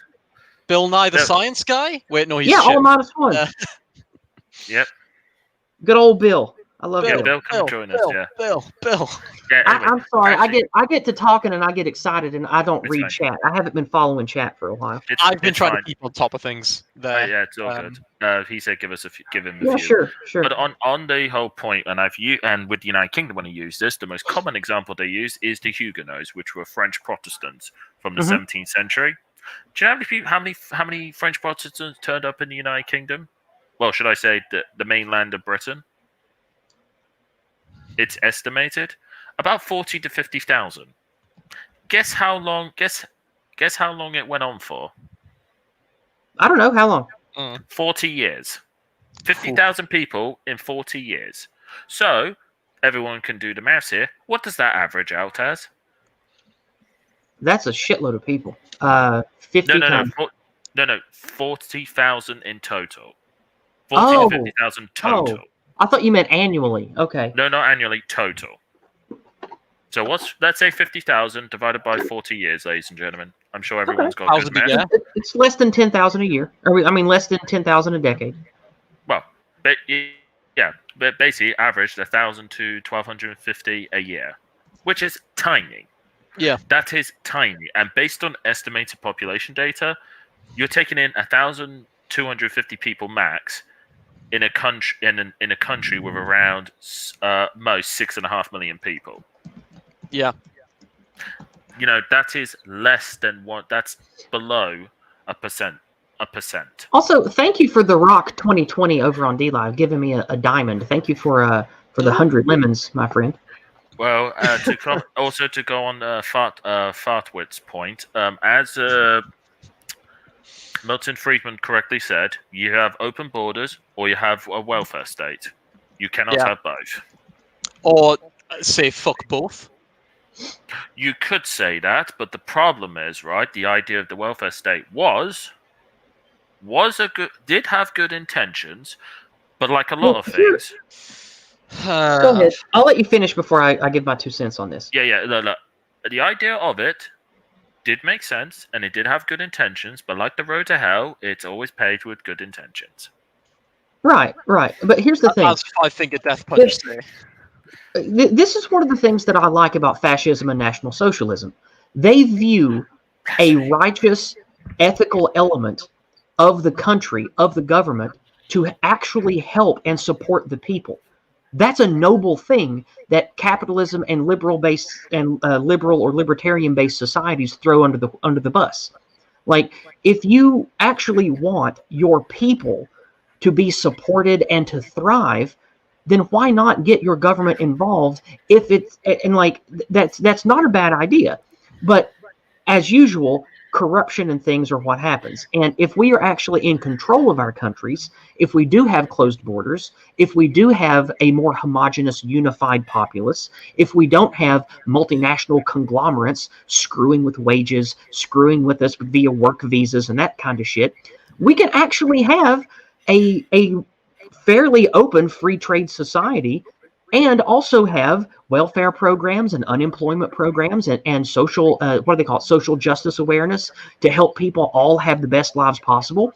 Those things are associated with what liberals like you call the welfare state or the nanny state, but those have been features of all types of states, even things that you call monarchies. They had those things too, and it came from a good place. So don't be so quick to poo-poo welfare and everything. It just has to be used responsibly, like all other tools of governance. But it never is. No matter what. Nothing ever is. Like, that's what I'm saying. Like, nothing ever is. And so, as Captain America says, the safest hands are still our own. Yes. Libertarianism whole. But if we have billions of people living together, we have to have some kind of governance. So what I'm saying going forward is we don't want to repeat any of the failures of the past, whether it's Nazis, whether it's capitalism, whether it's fascism. We don't want to repeat any of those things that have failed and gotten us to this point. We want to learn from them what can work, what probably won't work, and devise how to dig ourselves out of this demographic and wealth disparity hole that we've gotten into, and build something newer and smarter going forward. So that's what I have to say about government and economic structures. I'm not a person that is an academic or can speak to any of that at great length, but I know enough from my delving into all of these things to know that we can't repeat what came before. That's why I say what I do about War Machine and going to war. And I know that we have to do something new going forward. And that's why I like the Go Free lexicon and the ideas of building something holistic and healthy and about us and about good values. So hopefully we can push hard enough going forward to have a cultural shift towards what I think will build a new thing that's based on good things. And that's the best I got when it comes to future stuff. I deal more in the right now than I do future stuff. Well, that does actually, ironically enough, Yizz, play into my point about the counter Uri plan, specifically about stabilization. Because of everything okay? Yeah, I'm listening. Yeah. So, is that Bill coming in? Yeah, I brought Bill in. Yeah, he's here. Yeah, welcome. Yeah, Bill. I'm here. Sorry, I didn't have time to get a little what do you call avatar up, but it's okay. Don't worry about it. Fine. Don't worry about it. Welcome, everyone. Welcome, Bill, to the stream. Going back to my stabilization point, like you pointed out about things like welfare states and demographic shifts.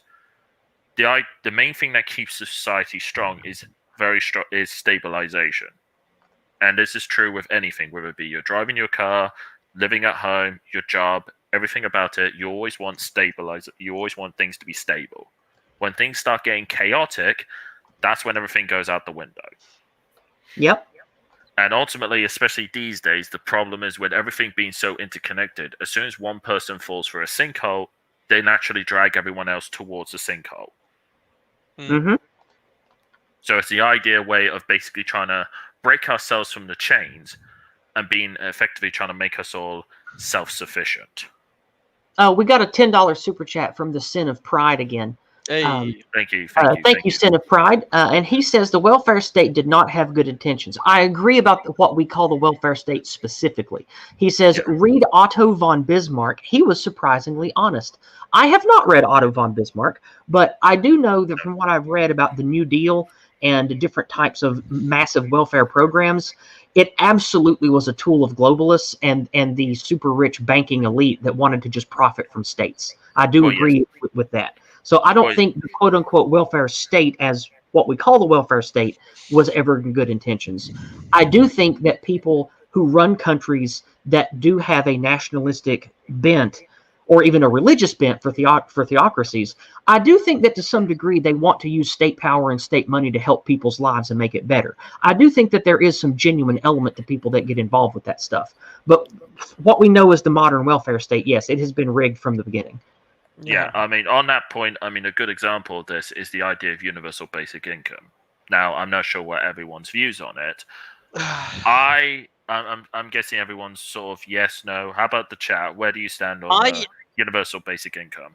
I'm interested by the idea of it because, see, I can understand how it would work as opposed to the welfare state. Because, I mean, speaking as someone who is currently on the welfare state, one of the biggest problems is you fear leaving that safety net because outside that safety net just isn't stable, and that stability. Right, and that's why I don't actively poo-poo the systems that we have now, is because we got bigger fish to fry. Right? We have to end white guilt. We have to stop mass migration. We have to break the crony globalist control element in our government. And the only way we're going to do that is a cultural unified movement against it. Good old nationalism, good old moralism. Yeah. And nothing else matters right now. Maybe in 20 years, when we've reclaimed our destiny and our countries aren't literally falling out from under us, maybe we can go back to squabbling about economics and different types of government programs again. But now is not the time. The ship is sinking. We can't argue about what kind of china the tea is served in. Art Acrobat, did you mean to say poor there? You may have typoed that. But I was going to say... Or autocorrect. Or autocorrect, yes. But yeah, the fear of the current welfare state is you try to leave the safety net, you're then on shaky ground, and then you look back and the safety net's gone because they're like, well, you're on stable ground now. I can understand the argument of universal basic income is it's an eternal safety net that's always there. You always have the money for bills. It's just, you only need to, like, employment is there for creature comforts and sort of like, you know, fancy things, whereas your food, your required things. I don't think that's ever like because the reality is taxes would need to be fucking insane to be able to keep that up. So I can understand also why people poo-poo it. So I would hear intelligent arguments about it. Go ahead, Bill. There's an issue with UBI though in this that whether you realize this or not, it's been tried throughout history numerous times. The Greeks had a form of UBI, and what happens is people tend to vote to just make that cost go up. We can look at effects of that too. If you like raising the minimum wage, all those kind of things, it just in a sense causes another form of inflation. It devalues the currency. Yeah. It basically makes things over time unstable. Plus, you're going to get those freeloaders. You're going to get those people who are just going to be like, well, I don't need to work. I can live a minimal lifestyle, which people do on welfare now. And let me remind you as well that welfare is largely set out so that folks don't riot. Like they get enough. Yeah. The main thing is to keep basic stability. They really are paying off people to just be satisfied, to be lazy, and to survive. I much prefer a system where we have personal responsibility to help our neighbors out, those who can't work. And then if you can work, man, that's kind of on you and your family and your friends to help you out if you're just underemployed. And I've been in that situation. I was injured the other year, and that's exactly what I'd done, because I'd sought out to leave my job and go into a new profession, and I needed training and schooling for that, and I didn't quite do well with the money I had saved up. I'd spent more than I should have, and then I got like a part-time job, and during that job I injured myself, and then I couldn't work. I'm just telling George welcome. He finally got to catch me live. Thank you. Hey. Yeah, no problem. So my whole point about all this is there are always going to be people that take advantage of the system. I'd rather there just not be a system in place for that and make I'm a very laissez-faire free marketeer guy. So my thing is let the incentives, let nature take its course. People will straighten up if they have to work. I for the most part. I hear you. I wouldn't go as far as to say I'm laissez-faire, because I fear any extreme. But I do think that we need to like, I'm more of a naturalist, and I really like going back to nationalism. That's why I like it so much, is we have to stop denying nature. And there is one of the greatest things that, in my opinion, is in the court of the people who like libertarianism and laissez-faire capitalism, is market forces and the chaos engine of people's choices does actually have a majesty to it that does seem to sort out and solve a lot of its own problems if you don't mess with it. Yes. And like, for example, what we talk about white flight, we talk about mass migration. Well, if you just leave everybody alone and let people sort of handle their own shit, you don't have hundreds of thousands of people from halfway around the world magically showing up on your doorstep within the span of 1 year. That doesn't naturally happen, right? So I do think that there is a lot of things to be said for taking a more natural approach to charity, welfare, healthcare, schooling, roads, communication. I do think that there is an argument to be made for ending a lot of federal and monopolistic control over these things, and I think a lot of problems would sort themselves out. But right, well, traditionally too in the United States, it was always mutual aid societies. It was like fraternities. It was churches. Yeah, it wasn't until the progressive era that we like Catholic especially. Yeah, but it wasn't until the progressive era that we started implementing all of these other things, and that came with market manipulation. That came with the central bank. It came with an income tax. That's when they said, well, hey, we need to keep the people on the dole. And to my mind, philosophically, it becomes a form of slavery. So, yes, it's almost like an addiction in many ways. Yeah. Because ultimately they don't. I mean, I'm not saying I know this from experience, but from what I've heard, ultimately, I'm only getting this from secondhand. When it comes to getting people addicted, you don't give them so much. You just give them enough so they crave more of it. Just enough to get it. Now, when it comes to stuff like UBI, welfare, and stuff like that, I do think that the safety net, especially with the way societies are, is required, but you treat it like a sacred resource. Mm-hmm. Yeah. Pale, we got a $5 donation that just came through on PayPal. Thank you very much. I appreciate that. I don't, since it shows your real name, I'm not going to read it out, but I will say the initials are JC, and there was no note attached. So thank you for the $5, JC. I really appreciate that. Go ahead. Pale makes a good point in chat, and this is the point that Andrew Yang was actually making, because I've caught his Joe Rogan appearance. Was that robots, AI, the constant mechanization of the workforce, that is going to harm the working class, and it's for those reasons I can understand the arguments for welfare or UBI. I do understand it. Well, on that point, actually, Bill did actually do a couple of weeks back a great video on the fourth industrial revolution. Now, obviously, in my work employment, we've been constantly at the edge of all these industrial revolution changes as time's gone on. And the problem is that what people, and this is what kind of makes me laugh with the current immigration policy, you're constantly importing in labor, knowing full well in 20 or so years' time, they're going to be completely redundant. Mm-hmm. Well, there's a thing too, guys. Like we can't be Luddites. Like technology's here, and don't get me wrong, I'm skeptical of it. But there's a thing too where other opportunities, other jobs will happen.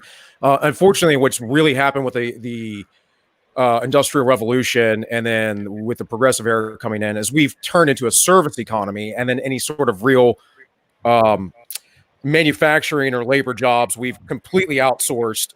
A long time ago in the United States, it was Japan, and then finally China after we opened up everything with China, and we've been doing all that. And of course, we found that that's completely weakened our entire society, or at least it's proved it with the whole COOF pandemic thing, because we don't have our own medical supplies here. We don't create our own drugs. We outsource all of that stuff. And what happens if that foreign nation just wants to cut us off? So I think there are more jobs than people realize. It's a matter of how we're directing it, and we're not thinking nationalistically in any of our nations, right? Yeah, I agree. Exactly. Sorry. Before we get too far away from that, we have newcomers. I would very much like to welcome my new buddy Uzalu. Uzalu has a wonderful community. Uzalu. Welcome, my friend. Welcome. Hello there. Oh, good lord. Hello. Thank you for coming to visit us today, my friend. Have you been listening for long? Do you know what we're talking about? I've been listening for ages, about 2 minutes. Oh, okay, cool. We also have been joined by Saxon Sister. Hello, Saxon Sister. Are you here? Hi, Yizz. I'm here. Can you hear me? I can hear you loud and clear, my friend. Thank you. Great. Glad to have you here. So, Uzalu, do you want to take a moment and talk about yourself and what brought you here today, or show for yourself a little bit? I'd be glad to share your links. Hello, I am me, and Yizz's link brought me here. So it's on my channel I have a policy of supporting smaller channels, which is why I often shout out channels like Sargon. But it's also an honor. It's also an honor to be welcomed onto such a prestigious larger channel such as Yizz. Yes. Uzalu is the leader of an amazing community called the Cabal, and the Cabal is a wonderful community built up around his Discord server. And I don't know, I think I can get a link to that and share it from one of his videos. I think it's in his description. Cabal.uzalu.net or discord.uzalu.net. Just put that in the URL bar. Yeah, okay. So you guys the ones running the world? Probably. Yeah. And we have enough autism to do it. But actually, but going back to the earlier point, this is exactly why I'm all in favor of national capitalism, or economic national, whichever you want to call it, purely because it prioritizes the nation over everyone else, ultimately with your economic system. And speaking of the talk of welfare, another aspect of waste which really does grind my gears, which I cannot see any justifiable reason for it, is corporate welfare. Now, I don't know if anyone here from the United States knows how much your taxes are going to corporate welfare, but I do know in the United Kingdom, last I checked, it's around 85 to 90 billion pounds of our taxes is basically going to big corporations. Well, we absolutely subsidize agriculture that like big industrial agriculture that are multi-million-dollar profitable businesses, and we completely throw the small farmer under the bus here in the U.S. So there's that, and then of course you have the banksters and Wall Street and all those things. There was an argument I've heard recently about how everyone could have gotten basically 20 grand in the United States, and we could have locked down for 2 months to get rid of the coof. And I'm against lockdowns, but I'm just saying. And instead, they gave all that money to big corporations, and they've just inflated our money supply by 23%. I heard about that. It's like a huge. I heard on somebody's show earlier today that a huge chunk of our money in the history of America has been printed this year. Yeah. That's what I'm talking about. Yeah, 23%. Yeah, and not only on that, AA also did a great video on this. U.S. economy effectively was not capitalism; it was effectively similar to the USSR. Yep, it has been for a while. It sucks.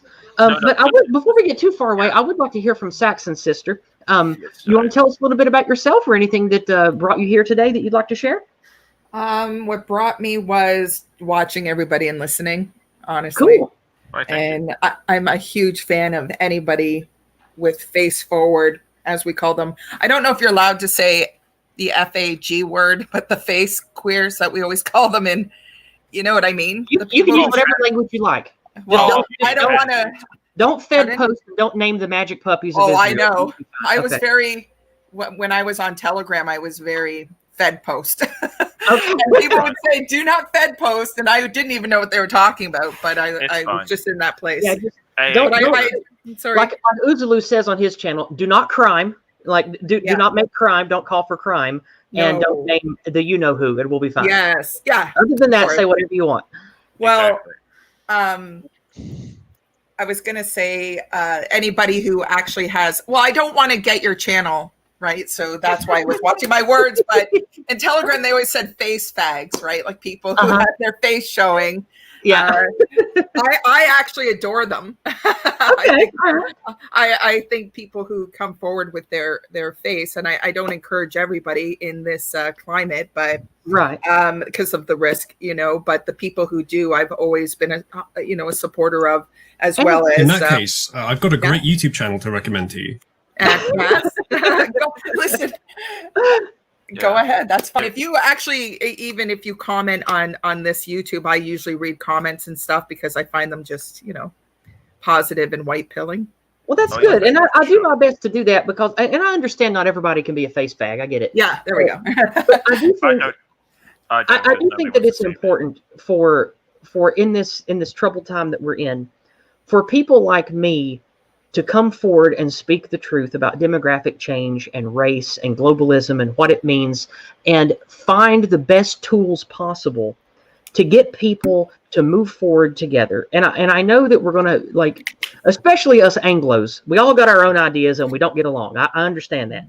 But I do think that we can unify enough around the truth and around our persecution to at least have a chance to fight back and reclaim our countries. And that's the whole goal of my channel, is to bring folks together, get them to share ideas, spread the concepts that I've learned from the other nationalists I've talked to this year, especially Jason Kuna, using the language of the Go Free lexicon. It works. And we need to, and the most important thing about the Go Free book is we don't make our activism and our nationalism about denigrating others and acting like one magical group is behind everything and it's all their fault. We need to make the narrative about us, about what we can do, about why we are good, about why our laws and religions and customs are good and worth preserving and celebrating. That's where we're going to heal, and that's how we're going to move forward. And with that message, I've made a lot of good friends who aren't really even nationalists, like Uzalu here. He and I pretty much want the exact same goals. We just have really different ideas about values and shit when it comes to race and that kind of thing. Even though we get along well enough to talk to each other and work towards similar goals of truth telling and saving our countries. Our ideas aren't that different, and I do consider myself a nationalist. Oh, I didn't know that. Okay, sorry, I didn't mean to speak. Really? I thought you were more of the liberalist centrist crowd. I didn't know you considered yourself a nationalist Yes. also. I'm And both. you can be both. Yeah, you can be both. I just didn't know. Right.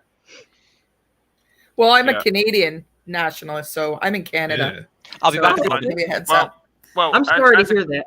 Yeah, our prime minister's on his knees right now, so it's not a lovely situation. That's where he likes it. He likes that big black cock in his mouth. You know how it is. Well, I'm just saying to our guest here, how does it feel to have to have your first black president? He's definitely a Marxist. Yes. He's I definitely don't know a why the Marxist. I don't know why the Americans in the audience are laughing about that, because the only way that you're going to get a black president now is over Biden's dead body. Mm. Oh, wait. Hold on. Wait. Technically, depending on who you ask, either Bill Clinton was the first black president or Donald Trump was the first black president. Mm. I don't understand that. I don't even trust. Well, Obama's politics. only half black. I don't trust. Who doesn't count? No, but you still haven't had a fully black Obama's president. white. Everyone knows Obama's white. I don't know why. Well, see it otherwise. Well, actually, to be fair, Kenyans are quite Arab. That I do know. That's true. They are heavily Arabic. That's true. Yeah, that is true. But hell, what I'd love to see for 2024 is Uncle Ruckus. Oh man, don't get me started. I don't know. I love the Boondocks. The Boondocks is epic. Okay. To explain to Saxon, imagine a black man who hates black people so much so that he once held a sign at a Martin Luther King rally saying, "I love Jim Crow." Ooh. Oof.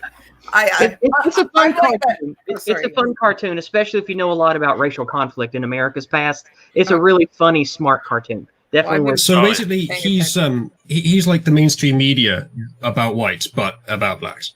Yes, basically. Yeah. Well, he is what instantly reduces everyone's respect for him. And also, you know how I talk about the anti-white hate mob a lot? If there was an anti-black hate mob leader of that equivalent, it would be Uncle Ruckus. Just remember, he is still, despite what he might look like, he's 50.2% white. He just suffers from revigiligo. Well, I would like to get a little bit back on point with this stream. We now have Uzalu on. We now have Bill here, and we now have Saxon's sister. And earlier in the stream, I was talking about the things that we can do right now in the immediate to pressure our politicians and to reach our people with truth and inspiration to help us in these trying times to fight back against their enemies. Do you have things and ideas that you believe we can implement on the small scale or on the large scale right now in our regular lives? And we'll start with Bill, since he's American. Since I'm American. Yes, that's the only reason. America first, baby. Well, I think it comes down to being brave enough when people say stupid things to just tell them, hey, you're saying stupid things. You don't know what you're talking about.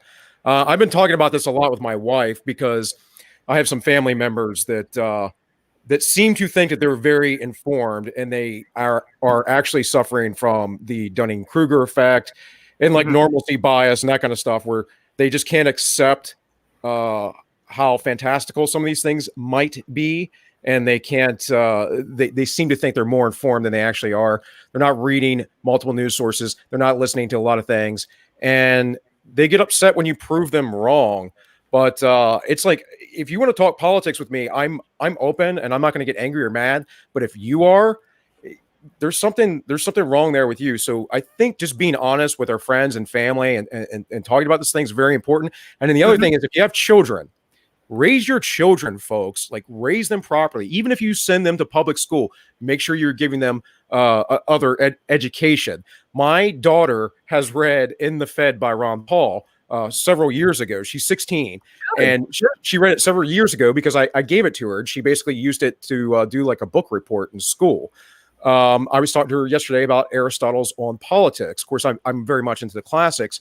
But that's how, in my opinion, grassroots, how we change things, because everyone's always talking about the federal government. And I know, because they have their hand in everything and they're largely globalists.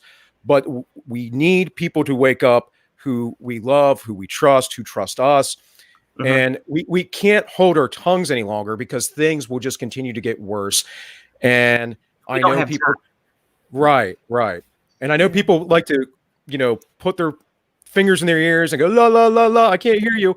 But, at some point there's going to be a gut punch, and we're in a really bad spot where I feel like in the next 10 years, and there's all that talk about civil war and whatever, and I'm not trying to be all black-pilled or anything, but I think in the next 10 years, it's going to be there. It's going to be very, very bad. So, and more importantly, not more importantly, more than just we have been in a state of civil war for a long time, because we have had an enemy faction which does not agree with the Constitution, which doesn't like the people, doesn't like the people's values, and doesn't want America to be what America is supposed to have been for more than 100 years, actively subverting our government since the 30s. And that we have been in a state of active civil war since 2015 or 2014, when a government faction within the government directly tried to torpedo and destroy someone who the people wanted to elect to be president. So we are definitely in some kind of civil war. It's just not a hot one yet. And I hope it doesn't get there, but who knows? Right. Yeah. Okay. I agree actually with Bill, with that talking as much as possible and keeping truth at the forefront of your conversations. I'm coming from the Christian perspective here when I talk. So my dealings with the globalist regime is definitely. Can you hear me? I'm not talking very much. I know. We hear you loud and clear. Go ahead. Yeah. The Christian perspective of the globalist regime, and I would encourage all Christians to start to see it as a spiritual battle, and even come at it from that perspective. The same way we have always stood up for, in Canada, our Indigenous people and, wrongdoing to any other person, because we were Christians wanting to do the right thing. It's time to now do that for ourselves, to start seeing that we are now openly being targeted by these Marxists. And the Bible spoke often about our enemy. Jesus whipped our enemy. And I think they're still, again, from a Christian perspective, I think they're still in a place of anger towards that. It's not a coincidence that right now being targeted is Europeans and Christians. So how I handle it, because again, there's people who put their faces out there, but I respect that stance, as well as YouTubers or Twitter, like racial consciousness. He's a pagan, but his perspectives have always been really poignant. There's funny tweets. The people on Telegram who all, I'm not on Telegram or any social media right now, because I decided kind of to step back to, there's an echo chamber that can occur, just constantly being filtered with, sometimes you need to step back and assess the battle, and then, which I did, and now I'm on here talking to you, Yizz. Good. I would say, like Bill was saying, even the people, there's the heroes aren't just the people who, ride the tanks. The heroes also build the tanks. Exactly. And right. Yeah. if you choose not in every moment you can to speak truth to the lies that we're seeing rising, then you dishonor yourself and the people that came before you. Yeah, you got to think of Solzhenitsyn made this point very clear. This happened in the Soviet Union, where everyone just kept lying and lying and lying. And if you want a really good clear pill, go read Solzhenitsyn, because it's horrible and at the same time enlightening. Well, I was watching that the last battle for Europe, I think it was on BitChute, and people, it's been done before. In 1918, the familiarities. Yeah. the yeah, the comparisons are undeniable.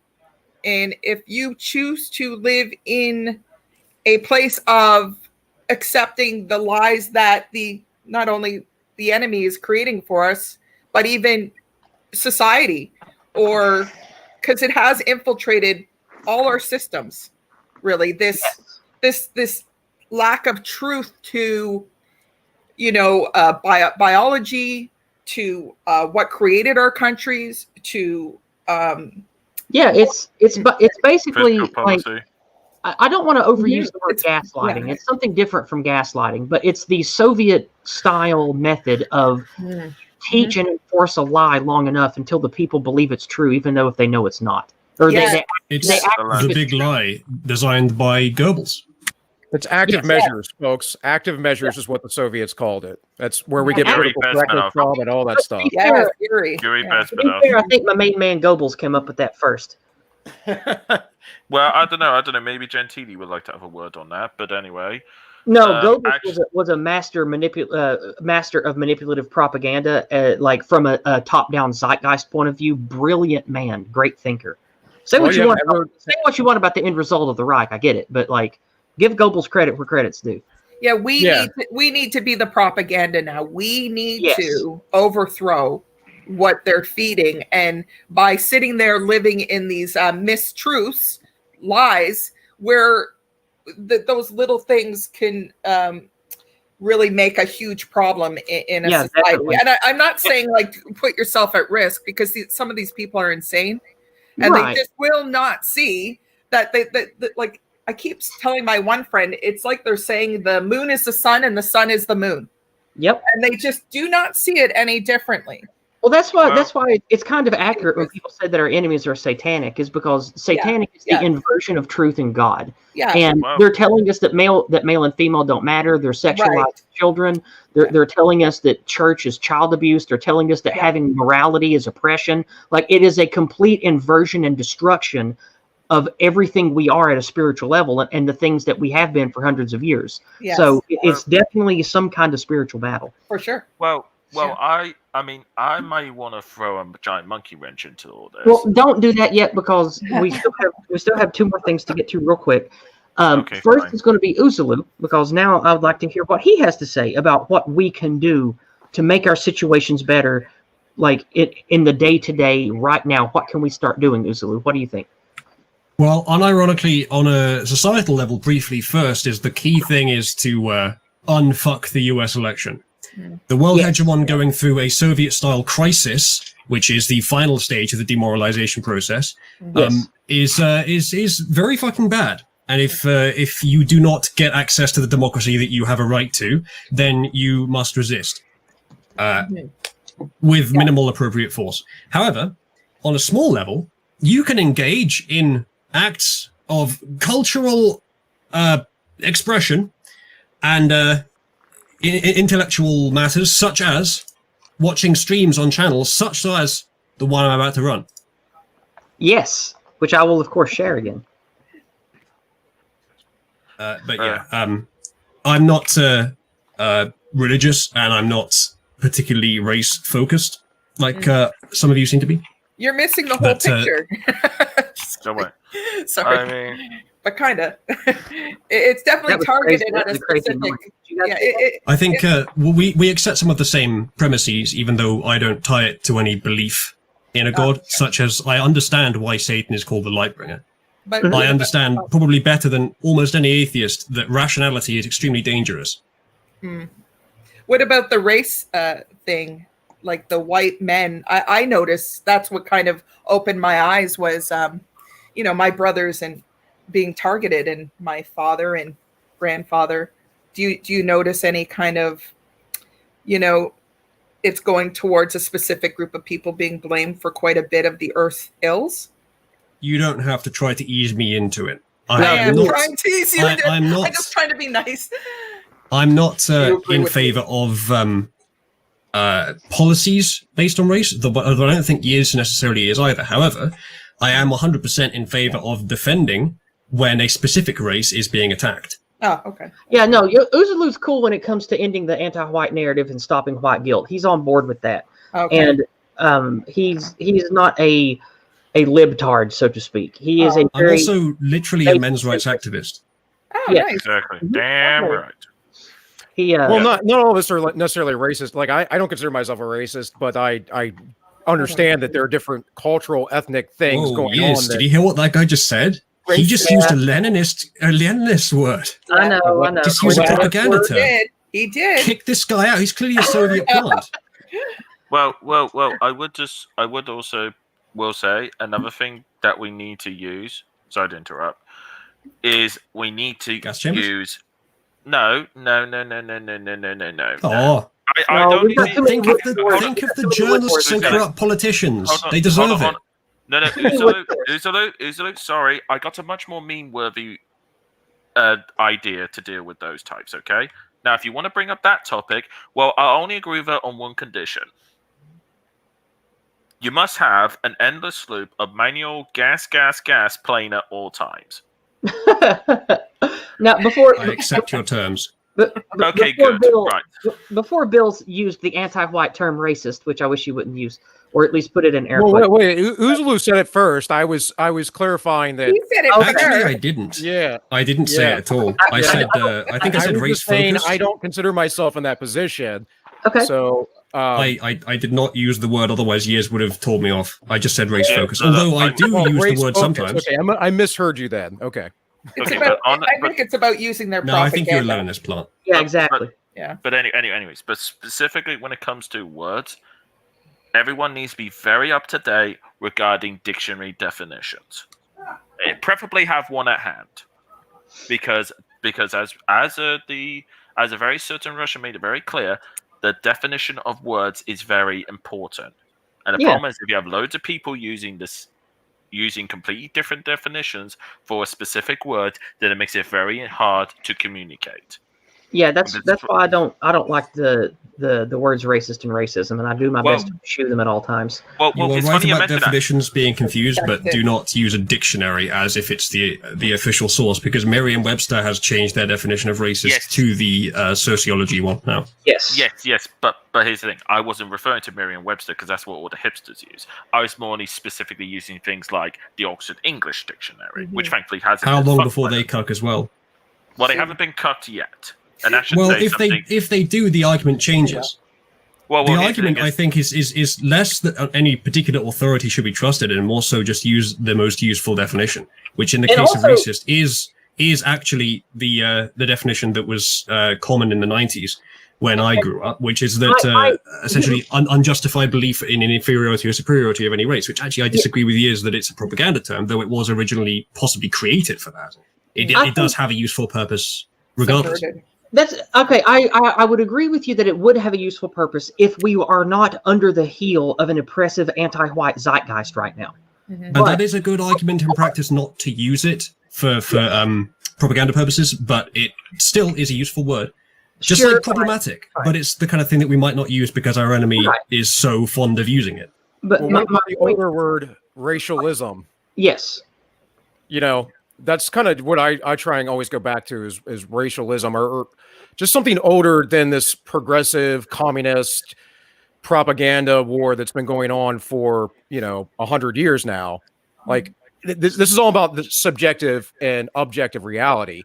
We're talking about language. We're talking about words. We have to understand that words are objective. Do they change over time? Yes, they have different meanings over time that people accept, but it is not subjective. And the Marxists will tell you all language and everything is subjective. Well, I couldn't understand you if that was, we couldn't communicate in English if everything was subjective.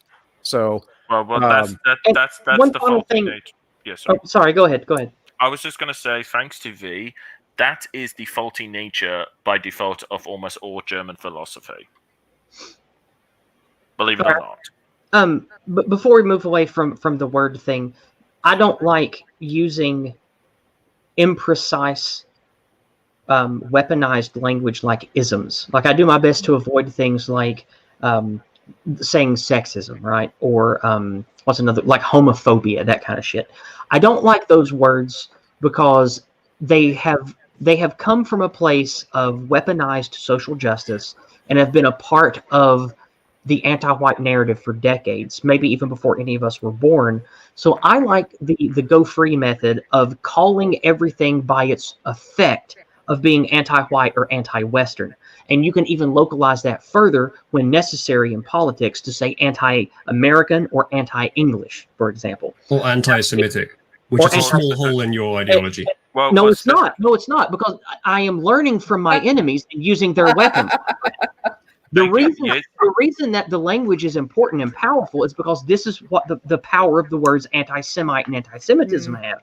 And we need to learn from that and use that for us. So that's not a hole. That's an actual I'm glad you brought that up. Like that, it works for them. We need to make it work for us. So what they're doing is they're using things that will emotionally charge people, and people don't need to think. That's the reality. It gets you emotionally charged. That's why they insult you. It's like Solinsky tactics. Keep it simple and don't go too deep with it. That's what they do. That's what we're recommending to counter it as well, and that's even what we'd be recommending if that wasn't the situation that we were in. The fact is that is what's necessary. The actual problem is that the truth in so many things is being obfuscated and twisted by the media. And there's other institutions at fault as well, but I will, just before I go, quickly end with my common argument that the vanguard of all our problems are the media, and they need to be destroyed first. Yes. Like I said, Uzalu's a good ally. He knows what's up, and he definitely wants what we want. Now, when it comes to the stream, it will be ending shortly. I just linked the Uza stream that's going to start soon in the chat. We have one more person that jumped on to say howdy, and they've been waiting for a while because we got down a rabbit hole. Lost Core, hello. Do you have ears and a mic? Hey, Yizz. It was fun seeing you in DC when we did the MAGA march. It was. I wanted to jump on. I have a little bit of a different perspective, and I have a little bit of a different solution that I would like to kind of propose. And I'm actually kind of talking behind the scenes with Don about maybe starting up a channel of my own to kind of start pushing on this. Okay, well, you can shill that, and we'll wrap up with what you have to talk about. Then we'll all say our goodbyes and get out of here. Okay. Well, I'm going to go now because my stream's starting in 5 minutes. Okay, I'll see you over there in a little bit. Thanks for having me on. I'll see you soon. Of course, thank you for being here. Bye-bye. Go ahead, Lost Core. So, I'm actually a federal financial auditor, and I'm actually a big proponent. I know we all shit on Breitbart to a certain extent, but I'm a big proponent of the idea of sunlight is the best disinfectant. And I want to push the idea of like, hey, all of these governments are required by law to publish financial statements. They're required to tell you what money they're doing, what money they have, and what they're doing with it. And they're required to have it audited by an independent entity of some sort. Right. And so I am big on, hey, go look at what they're actually spending money on. Look at what they're doing. And so I want to go down and kind of pull out some of these financial statements and be like, all right, well, this is what this actually means. And like make it clear to people, hey, look, the U.S. the U.S. government has never received a clean audit opinion. And that's a big deal. They were required to do it 30 years ago, and they haven't done it. Not a single time. Nope. And there hits a point of like, they're saying we need more money. Well, what do you need the money for? And it makes it easier to have a discussion of like, well, this is what we're doing when you actually understand what the money is and where it's going. So, go ahead. Like, I feel like there's more to that. No, that was really it. I mean, it's the idea of like, go out, look at the financial statements, look at the. I mean, they're doing more than just financial statements. There's all of the federal agencies have OIG shops, and I know we're all excited about them because, oh well, the Department of Justice one is going to pull out something from the Mueller report and say, oh well, like the Durham report, but they're producing this stuff left and right, and 9 times out of 10, nobody even knows that they're there. Okay, so you're saying create an awareness campaign about that stuff. Enslavement? Yeah, that's That's a good idea, actually. You have my blessings. Go forth and do. Yeah. Do you have a group or a site link to share? Not at the moment, not yet. I'm From a still financial very early on. perspective. Let me real quick. The Sin of Pride wants to join us. Yeah. I see you in the lobby. Do you want your face to be shown to the public because your camera is on? If you don't mind your face being shown, I can just add you. Let me. Okay, I'm pretty sure he heard me. Let me go check chat. Yeah. I mean, there is the option to turn off. I mean, something I was going to add. Yeah, he says it's okay. All right. Okay, sure thing. I'll wait for him to come on. Unless you want me to say something. We have you. Do you hear us? Hello. How you doing, good sir? Can you hear me? Just about. You're quite quiet. Yeah, you're rather quiet. It's hard to hear you.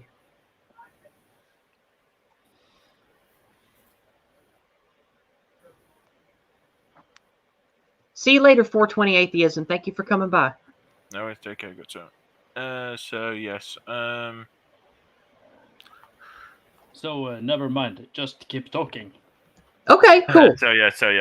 What I was going to say earlier. I forget who mentioned this point about copying tactics from the enemies. There's nothing wrong with that. Personally, I would say, although some would say you're quote-unquote accepting their narrative of this, is to be even more ruthless and aggressive and even be even better at using the tactics of your enemies. Indeed. Yes, which I am actually perfectly all in favor of. You're not going to not use, for the Americans here, you're not going to not use an AK-47, even if it was made by the communists, because it's still an effective weapon. All right. Right. But also, Lost Court. Was there anything else you wanted to add or share before we wrap up and get out of here? Because we're like 20 minutes past where I wanted to stop already. Sorry. No, I'm good. I mean, my only thing is pick an agency and type in AFR or PAR in there. They also have internal search things, and it'll pull up their financials. And if you start out with their audit report, it'll tell you everything that they're doing that's wrong. Mm-hmm. Okay.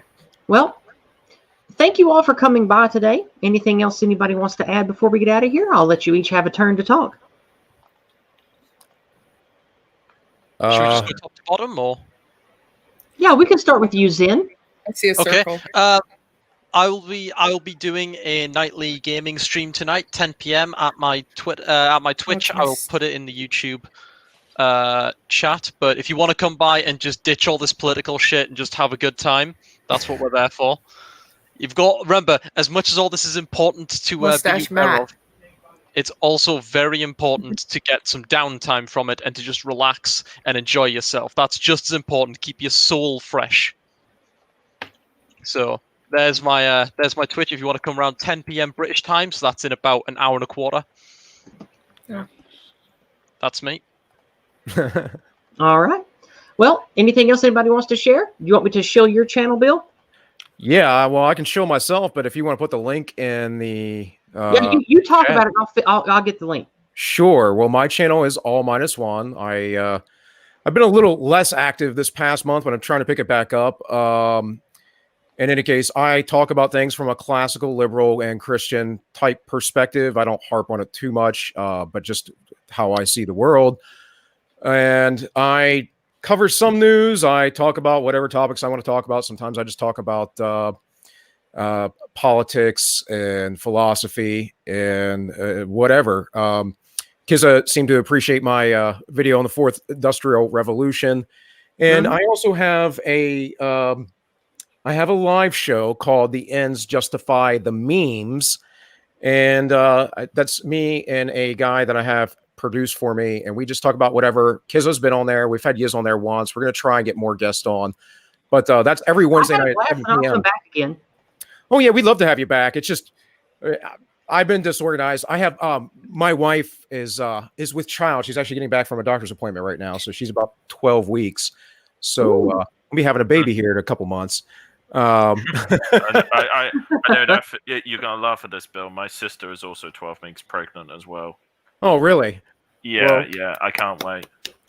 Hey. Yeah. Well, Yeah, I had my daughter when I was very young, and I'm almost 40 now. I'll be 40 with a newborn, so that's going to be interesting. But yeah, I want to keep pushing. I want to have like 2 or 3 more if she's willing. So congratulations. Years will be demanding you have about 5 or 6. You've got to make up for not quantity. We're already losing. We can't fix the quantity game. We got to go the quality route. You've got to make up for people like me who don't have kids. Right. So with that. Oh, go ahead. I'm really going to chill with that. My wife's pregnant, guys. Come over, like, subscribe to my channel, all -1, or go over to the Ends Justify the Memes, and he's gonna need that money. You go get it. That's right. That's right. Yeah. Sin of Pride, is there anything you want to talk about or share with us today? No, nothing in particular. I just wanted to come on here and see how it works. Okay, well, you're welcome to come back another day, and you have a most wonderful, magnificent mustache. Thank you for sharing it with us today. Magnum PI would be proud. Yep. All right, Zen. Not Zen. Kizza, anything you want to share or shill before we get out of here? Also, to anyone, seriously, check out DDPY. Seriously, Diamond Dallas Page is a top-end guy. Look up the video with Joe Rogan podcast with the video of the guy in crutches with the paratrooper. See the transformation. See the transformation. Saxon sister, anything you want to shill or talk about before we bounce out of here? Oh, I forgot one little thing, but I'll wait till the end. Right, guys. I'll see you at some later date. Okay. Today, I had a wonderful stream, and if you only take away one thing from today, remember, we all need to do things. We all need to be active. Do things. Speak the truth. Love your community. And yes, I think she's got the mirrors. You've helped me overcome my fear about speaking to people. Good. I'm glad to hear that. I hope I inspire other people. I want us all to make a difference, build small communities, raise smart, wise, safe children, and go forward speak love and speak the truth. And I think that's going to matter to heal the damage done to our people and give us a better future. So with that, goodbye and God bless everyone. We'll see you next week. Have a great weekend. Remember the plan, everybody.